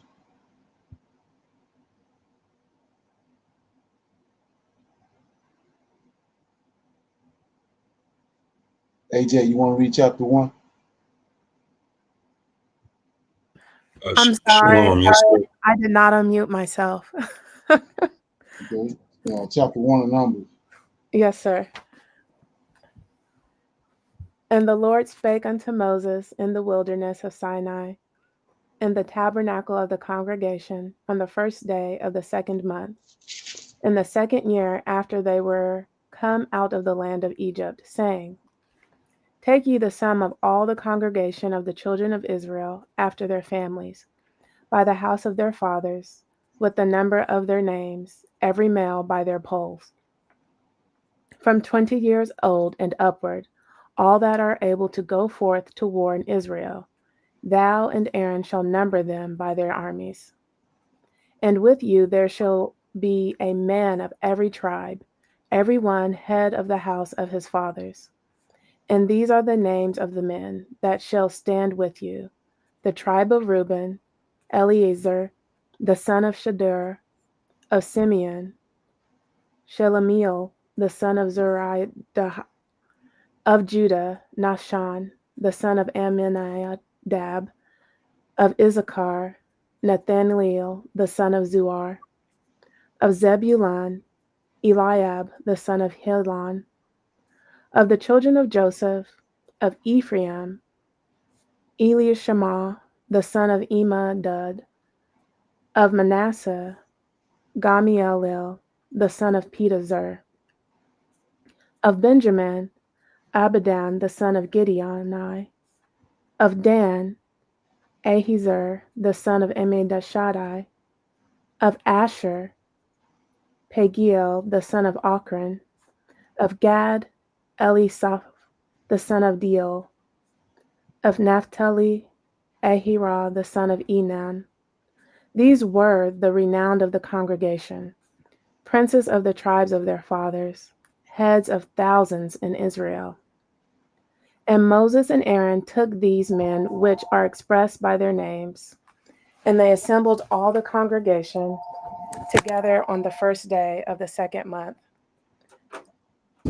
And they declared their pedigrees after their families, by the house of their fathers, according to the number of the names, from 20 years old and upward by their polls.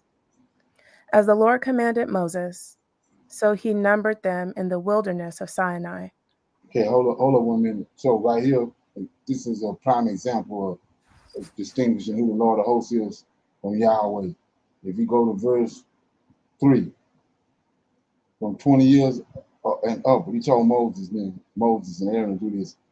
From 20 years old and upward, all that are able to go forth for war in Israel, thou, Moses and Aaron, shall number them by their armies. So what they do takes you to Ezekiel 37. The whole house of Israel is an army. But it says, and what you just read, all these names, that's the host. So who the Lord over this host? Michael, not Yahweh. It's the host right here. And you see it again, you fast forward, go to Ezra right quick. Show it to you again. Go to Ezra. Ezra chapter 2. Right there again. This what we're looking at right here is when they came out of Egypt. And when in Ezra chapter 2, now these are the children, chapter 2, verse 1. These are the children of the providence which came up out of the captivity of those which had been carried away, whom Nebuchadnezzar, king of Babylon, had carried away unto Babylon, and came unto the Jerusalem, Judah, everyone unto his family, which came with Zerubbabel. See that? So this the armies. The Lord of hosts, he's over this. This the host. So it's the host right here, and then there's a host right here. What we read now in Numbers, that's with Moses. And the God that's over them is Michael, not Yahweh. Yahweh, Michael is the Lord of the host. He's the Lord, and he's over this host. That's what Lord of hosts means. So you can pick up in verse 20. Okay. Verse 20, and the children of Reuben, Israel's oldest son, by their generations, after their families, by the house of their fathers, according to the number of the names, by their polls, every male from 20 years old and upward, all that were able to go forth to war. Those that were numbered of them, even of the tribe of Reuben, were 46,500.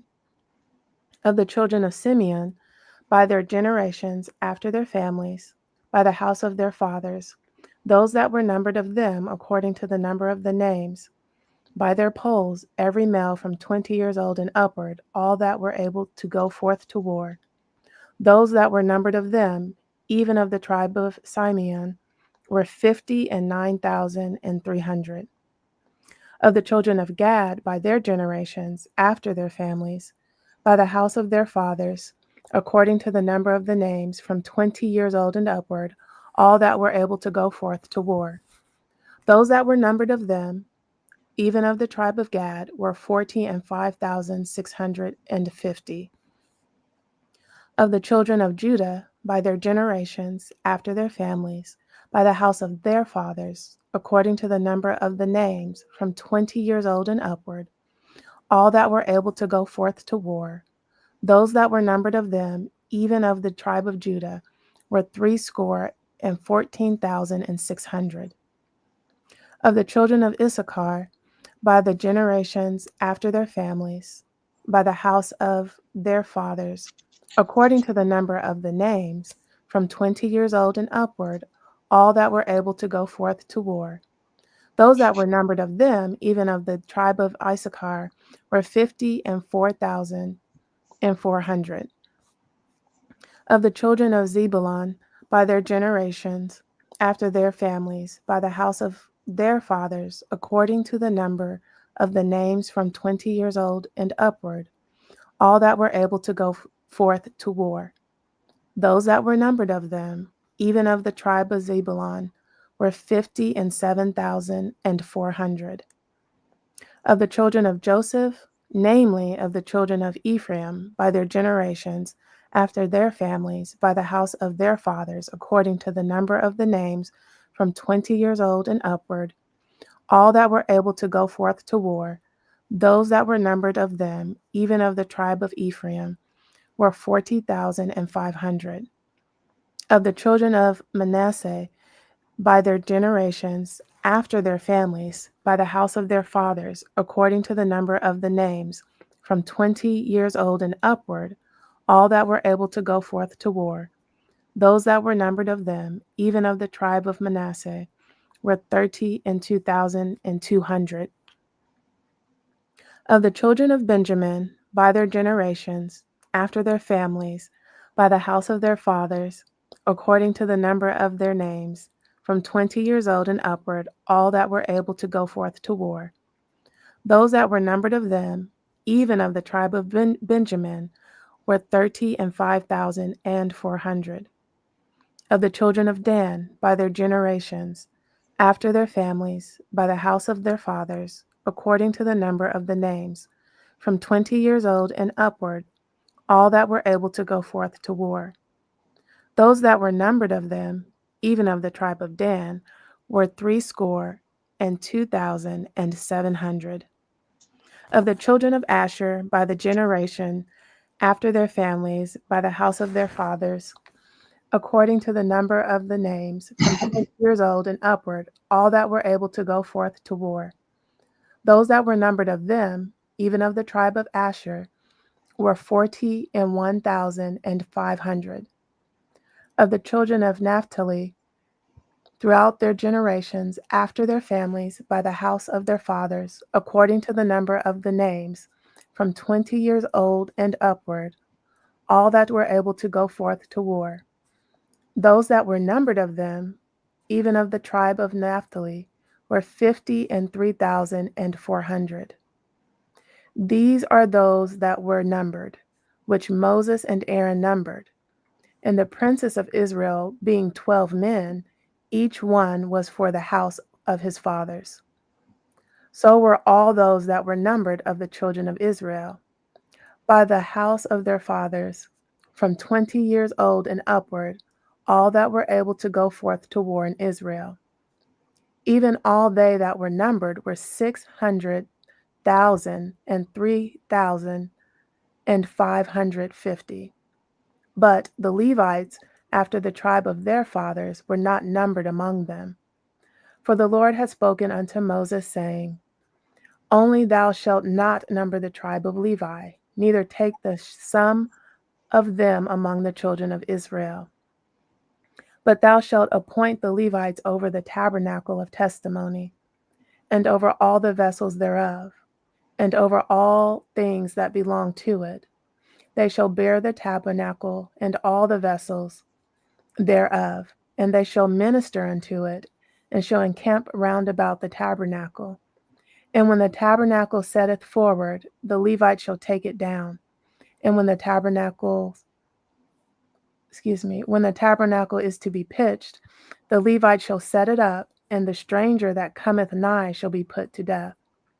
And the children of Israel pitch their tents, every man by his own camp, and every man by his own standard, throughout their hosts. But the Levites shall pitch around about the tabernacle of the testimony, that there be no wrath upon the congregation of the children of Israel. And the Levites shall keep the charge of the tabernacle of testimony. And the children of Israel did according to all that the Lord commanded Moses. So did they. And that's Numbers chapter 1. Got any feedback on Yeah, that's a lot of people to just be men in armies. Many times when I read numbers given for tribes or just even Levites, sometimes when I'm reading, like when they take groups of Levites when they're in captivity in the Old Testament, it amazes me because that's just men that can go to war. And I always wonder how can anybody think all of current Israelites are in what we're calling the land of Israel right now. And then I see verse 47 towards the end of the chapter that the text is giving us a good look at, again, the selfless servant, the priest, and the rest of the Levites, because all of them, they cannot put their tent up wherever they would like. And the word, and I could be wrong, but I've learned that the word minister means like a somebody who is serving. And so for them to minister to the tabernacle and everything within it, that they have to give all their service to that, to the tabernacle, to the vessels. They're bound to it. They're Mm-hmm. bound to it. They're bound to the tabernacle. That's what a suffering Right. servant comes in. That's what a suffering part comes in at. They bound to it. No other man on the planet bound to the tabernacle in Jerusalem but the Levites. JC ain't even bound to the tabernacle. So the suffering servant is Levites. So it's a lot going on with the chapter. I'm going to go deal with a little bit of it. Verse 20. First of all, you go to verse 20. It says, Numbers 1 and 20. And the children of Reuben, Israel's eldest son, by their generations, after their families, by their house of their fathers, according to the number of the names, by their polls, every male of 20 years old and upward, all that were able to go to war. See that? So it's all males. That's got to be established. And not like today. You got women in the army and all that now. That's out of line. So these are males, all males. So with that understanding, go to the resurrection in Ezekiel 37. Same thing. So that's got to be understood. So this the army. And then you just read, he told you it's a host in verse, what is it?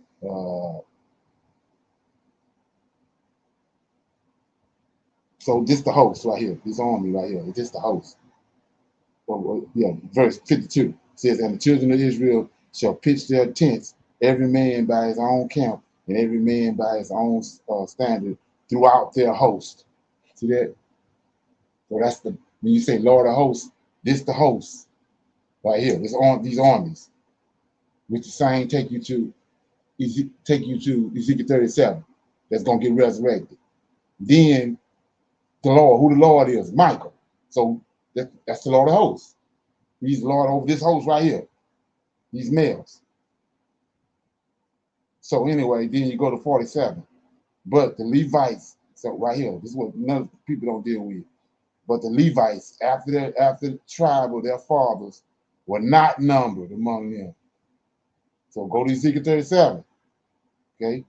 He said, for the Lord hath spoken unto Moses, saying, only thou shalt not number the tribe of Levi, neither take thee the sum of them for the children of Israel. But thou shalt appoint the Levites over the tabernacle of the testimony and over the vessels. See that? So go back to Nebuchadnezzar, what he did. When he came to Jerusalem, he took all the vessels out of the house of the Lord. The Levites bound to them, bound to the vessels. That's why they had to go with them. So when Ezra came, what Ezra do? Brought all the vessels out and all that. And then whose spirit he raised? The Levites. So it says, and over the vessels thereof, and over all the things that belong to it, they shall bear the tabernacle. That's bear the iniquity. And all the vessels thereof, and they shall minister unto it. and shall encamp round about it. Right? So they there. Encamp means do or die. They're on a suicide mission when it comes to the temple. You can't get no other subject service out of that but the Levites. Okay? Anybody else got anything on that?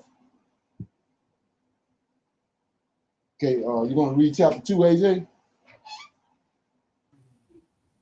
Shalom, yes, sir. And the captain of the tribe's name, and the Lord spake unto Moses and unto Aaron, saying, every man of the children of Israel shall pitch by his own standard with the ensign of their father's house. Far off about the tabernacle of the congregation shall they pitch. And on the east side toward the rising of the sun shall they of the standard of the camp of Judah pitch throughout their armies. And Nahshon, the son of Amminadab, shall be captain of the children of Judah. And his hosts and those that were number of them were 14,600. And those that do pitch next unto him shall be the tribe of Issachar. And Nethaniel, the son of Zuar, shall be the captain of the children of Issachar, and his hosts and those that were numbered thereof were 54,400. Then the tribe of Zebulun, and Eliab, the son of Helon, shall be captain of the children of Zebulun, and his hosts and those that were numbered thereof were 57,400. All that were numbered in the camp of Judah were 100,000 and 600 and 400 throughout their armies. These shall first set forth. Verse 10, on the south side shall be the standard of the camp of Reuben, according to their armies. And the captain of the children of Reuben shall be Elizur, the son of Shador, and his hosts and those that were numbered thereof were 46,500. And those which pitched by him shall be the tribe of Simeon, and the captain of the children of Simeon shall be Shelumiel, the son of Zerashadai, and his hosts and those that were numbered of him were 59,300. Then the tribe of Gad, and the captain of the sons of Gad shall be Eli Asaph, the son of Ruel, and his hosts and those that were numbered of them were 45,650. All that were numbered in the camp of Reuben were 100,050 and 1,450 throughout their armies, and they shall set forth in the second rank. Then the tabernacle, excuse me, verse 17, then the tabernacle of the congregation shall set forward with the camp of the Levites in the midst of the camp. As they encamp, so shall they set forward, every man in his place by their standards.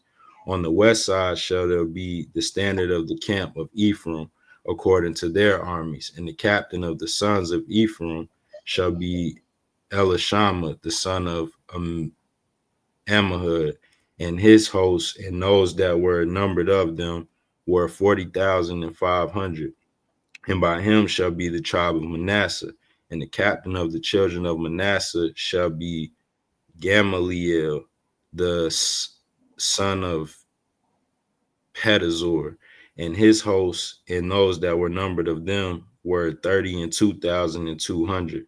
Then the tribe of Benjamin, and the captain of the sons of Benjamin shall be Abidan, the son of Gideonah, and his hosts and those that were numbered of them were 35,400.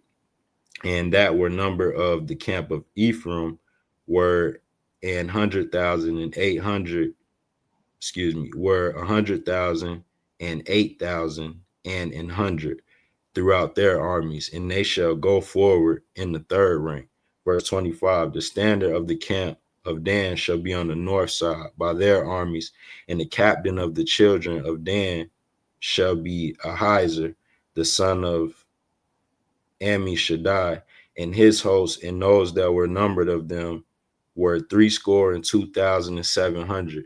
And those that encamped by him Those that encamp by him shall be the tribe of Asher, and the captain of the children of Asher shall be Pagiel, the son of Akron, and his hosts, and those that were number of them were 41,500. Then the tribe of Naphtali, and the captain of the children of Naphtali shall be Ahira, the son of Enan, and his hosts, and those that were numbered of them were 53,400.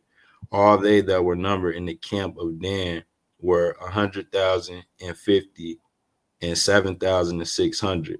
They shall go hindmost with their standards. These are these are those which were numbered of the children of Israel by the house of their fathers.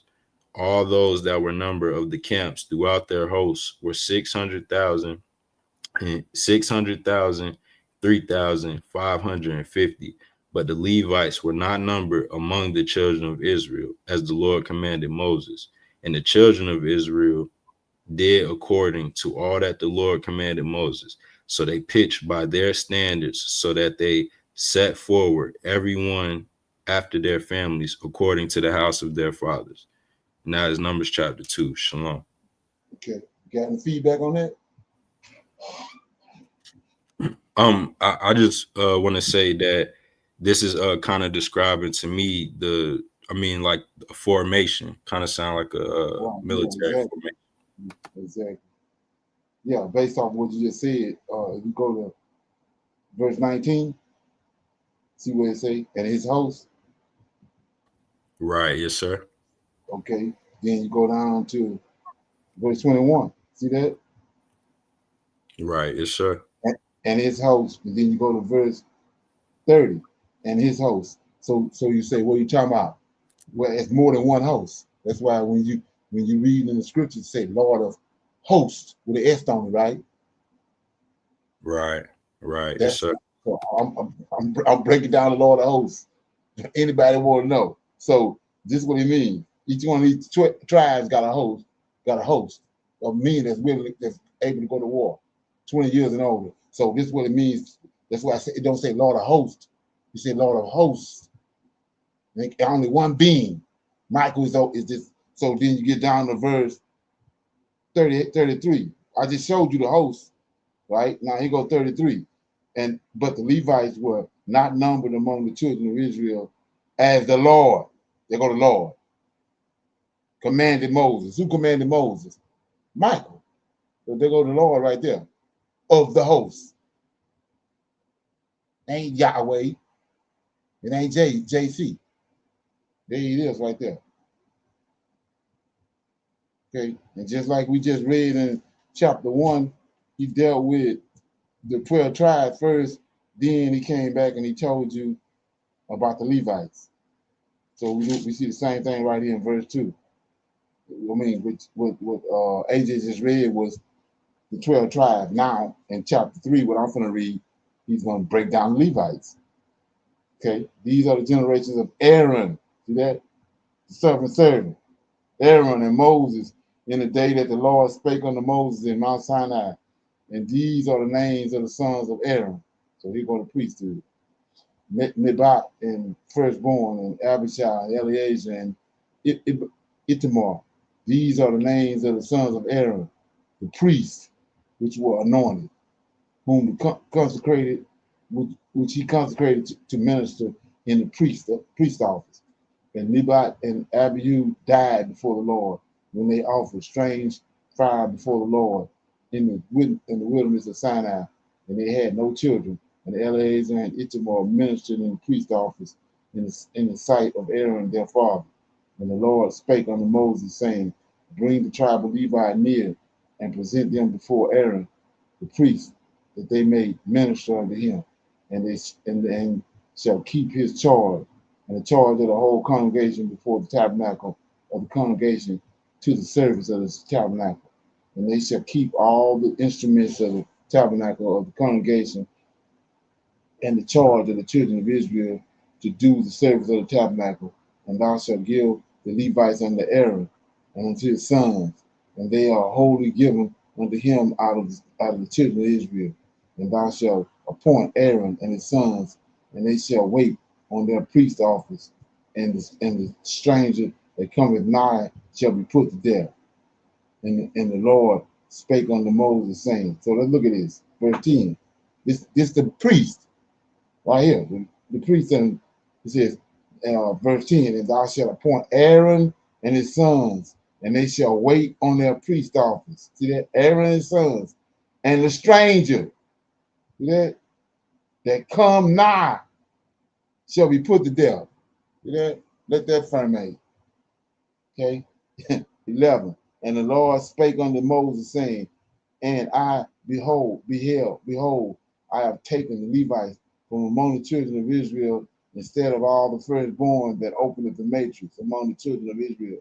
Therefore the Levites shall be mine. That because all the firstborn are mine. For all the day that I smote all the firstborn in the land of Egypt, I hallowed unto me all the firstborn in Israel, both man and beast. Mine shall they be. I am the Lord. And the Lord spake unto Moses in the wilderness of Sinai, saying, number the children of Levi after the house of their fathers by their families, every male from a month old and upward shall thou number them. So let's look at this big right here. Number the children of Levi after the house of their fathers by their families. Every male, look at this, every male from a month old. Remember over there, 20 years old and up. Okay? But right here, this out the womb, just like Jeremiah said.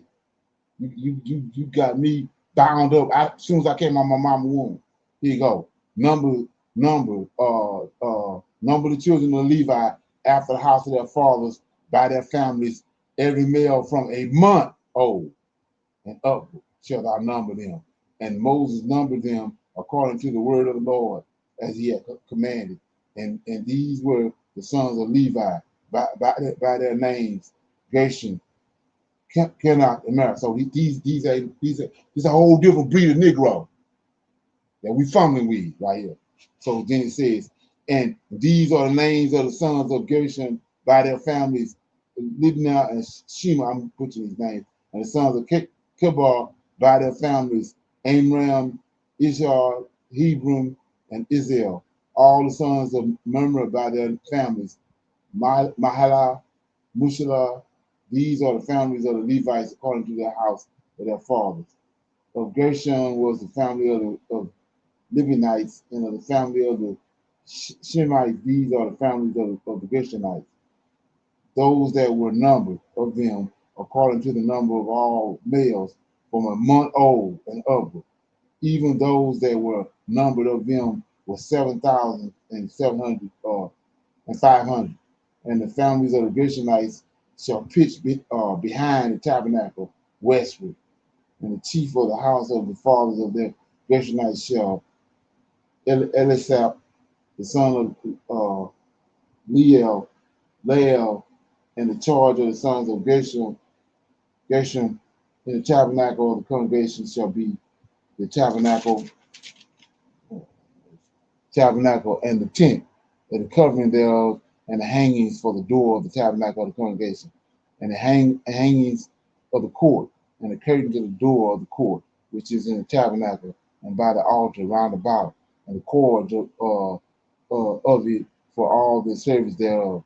And the Kohite was the family of the Amorites, and the families of the Israelites, and the families of the Hebronites, and the families of the Israelites. These are the families of the Kornites. In the number of all the males from a month old and upward were 8,600, keeping the charge of the sanctuary. The families of the sons of Kohath shall pitch on the side of the tabernacle southward. And the chief of the house of the fathers of the families of the Kohites shall be Elizaphan and the son of Uzziel.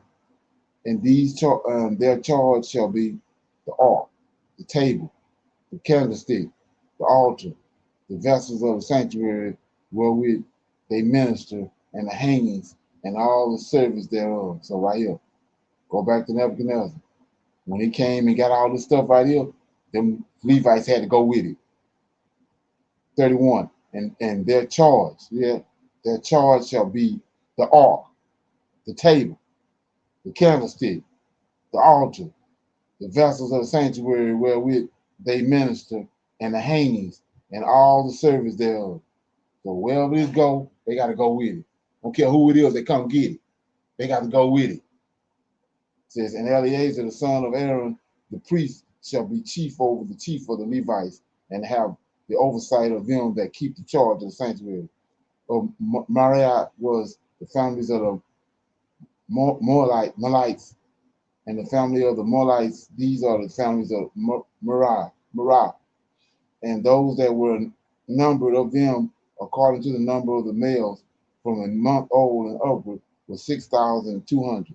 And the chief of the house of the fathers of the families of the Merah was Zuriel, the son of Abihail. These shall pitch on the side of the tabernacle northward, and under the custody and charge of the sons of Merah shall be the boards of the tabernacle, and the bars thereof, and the pillows thereof, and the sockets thereof, and all the vessels thereof, and all that service thereof, and the pillows of the court round about, and their sockets, and their pins, and their cords. But those that encamp before the tabernacle toward the east, even before the tabernacle of the congregation eastward, shall be Moses and Aaron and his sons, keeping the charge of the sanctuary for the charge of the children of Israel, and the stranger that cometh nigh shall be put to death. All that were numbered of the Levites, which Moses and Aaron numbered at the commandment of the Lord throughout their families, all the males from a month old and upward were 22,000. Okay. Then it says redemption of the firstborn. Verse 40, Numbers 3 and 40. And the Lord said unto Moses, number all the firstborn of the males of the children of Israel from a month old and upward, and take the number of their names. And thou shalt take the Levites from me among the Lord, instead of all the firstborn among the children of Israel, and the cattle of the Levites, instead of the firstling among the cattle of the children of Israel.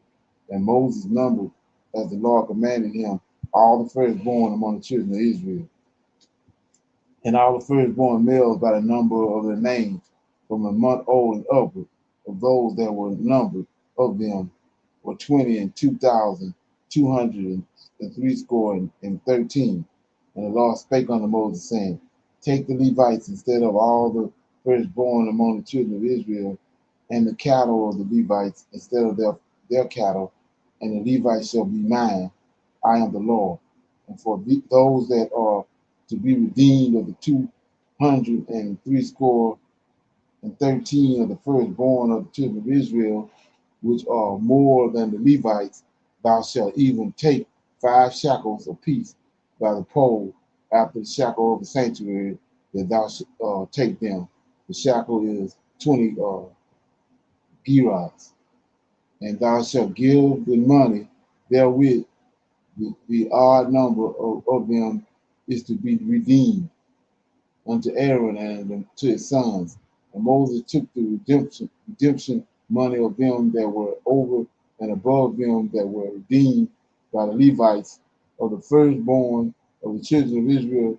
Took he the money, 1,365 shekels after the shekel of the sanctuary. And Moses gave the money of them that were redeemed unto Aaron and to his sons, according to the word of the Lord, as the Lord commanded Moses. So that was Numbers chapter 3. Anybody got any comments or questions? Shalom. In Exodus 30, I'm going with the census, because they did the census in chapter 1 for the military people. And then in census in chapter 2, was it for the family of the Levites? Or that was, and then in chapter 3, the census was separate of the Levites for the babies from a month old to 20. What I'm coming to is Exodus 30, verse 13. 12. One moment, sir. What do it say? It says, Exodus 30, verse 12 says, when thou takest the sum of the children of Israel after their number, then shall they give every man a ransom for his soul unto the Lord, when thou numberest them, that there be no plague among them when thou numberest them. Is that something they're going to be did every person that they counted in the census, they had to do a ransom to the Lord? They did this? Well, it goes back when you go to what I just read in Numbers chapter 3, starting at verse 40. Yes, sir. The Levites. Let me read it again. Right. It says, yes, those are. Lord said unto Moses, number all the firstborn. It's the firstborn, right? So number all the firstborn of the males of the children of Israel from a month old and upward, and take the number of their names. So take the number of their names, right? 41. And thou shalt take the Levites. See that? For me, from me, for me, I am the Lord, instead of all the firstborn. So the Levites being ransomed for the firstborn among the children of Israel, and the cattle of the Levites instead of the firstling among the cattle of the children of Israel. And Moses numbered, as the Lord commanded him, all the firstborn among the children of Israel, and all the firstborn males by the number of their names from a month old and upward. Those that were numbered of them were 22,203 score and 13. And the Lord spake unto Moses, saying, here you go, right here. Take the Levites instead of all the firstborn of the children of Israel, and the cattle of the Levites instead of their cattle, and the Levites shall be mine. I am the Lord. Now here go the meaning of that. And for those that are to be redeemed. So you gotta, this giving you the definition of what redeem means. So you gotta go back to Deuteronomy 28:68, and you can't be redeemed. Go and look at what the money that Cyrus gave Israelites. They used that money to go back to redeem the people that was in Israel. So anyway, it says, for those that are to be redeemed of the 203 score and 13 firstborn of the children of Israel, which are more than the Levites, that thou shalt even take the 5 shekels apiece by the pole after you go to money. Same with Ezra done. That thou shalt even take 5 shekels apiece by the pole after the shackles of the sanctuary shall thou take them, the shackle of the sanctuary, and thou shalt give the money wherewith the odd number of them is to be redeemed unto Aaron, his sons.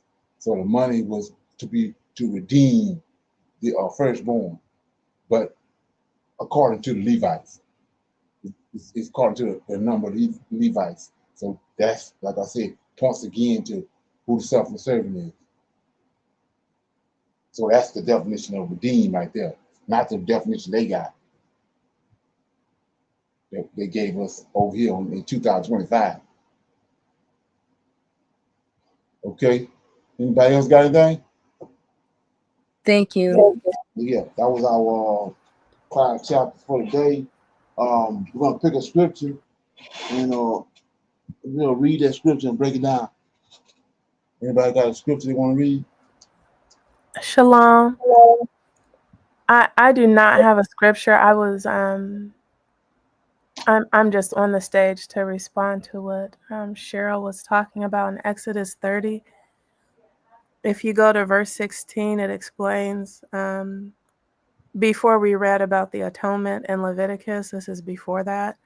It says, and thou shalt take the atonement money of the children of Israel, and shalt appoint it for the service of the tabernacle of the congregation, that it may be a memorial unto the children of Israel before the Lord, to make an atonement for your souls. The way I read that chapter from 12 to 16 is that at that point there is no, there are not priests yet that are now making atonement. So everybody was giving money, as you read in verse 12, that there may be no plague among them for atonement of sins at that point. Right. That's atonement and redeemed, two different things. Atonement is something else totally different than being redeemed. Like I said, if you go to what happened when you understand that, and you go to what happened in when they went to a captivity in Babylon, you had a bunch of Israelites still in Babylon, still in Israel. That's why when Nehemiah said he saw two men in Babylon, and he went and asked them what's going on with the remnant that's left there, because they knew that if it's not a remnant in the land of Israel, the Lord of hosts will cast them off altogether. Like us, we look over there now, there's no Israelites over there. We know we've been cast off. But Nehemiah looked, and it's a remnant there. He asked him, what's going on with the remnant? He said they in bondage, which means they got them in captivity like we were over here. So he asked Artaxerxes, can he go to Jerusalem? Go and check it out. So then when finally they was released by Cyrus gave them the money that you talking about. And then when they got back to Jerusalem, those three men that sent the letters informed Darius that they had came back and they was rebuilding the temple, and he got them to stop it, cut it off. They wasn't under the assumption that they had no money, because none of the Israelites had no money to redeem them. But Cyrus had gave them all the gold. That's why he give you a list of all the gold he gave them. When they got back, they gave them the money to redeem them. That's not atonement. That's redeemed. So atonement and redeemed are two different things. Atonement is going on. Atonement is within the sanctuary. Like, for example, when the Day of Atonement. That's something different than what we just read when he told them to take the Levites according to the number of the firstborn. That's redemption, not atonement. Two different things.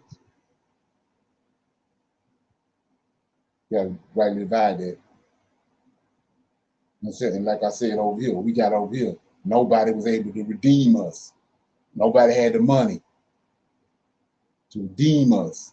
What we looking at happen, it's happening now. The Most High is causing these, like I said, all these minerals appearing in the earth all over Africa, and we just read where they in the process of giving these African government, the AU, $3 trillion. He's providing the money to redeem us. But because we at the end of the curses, not atone for us, redeem us. Okay. Anybody got anything else? Everybody good?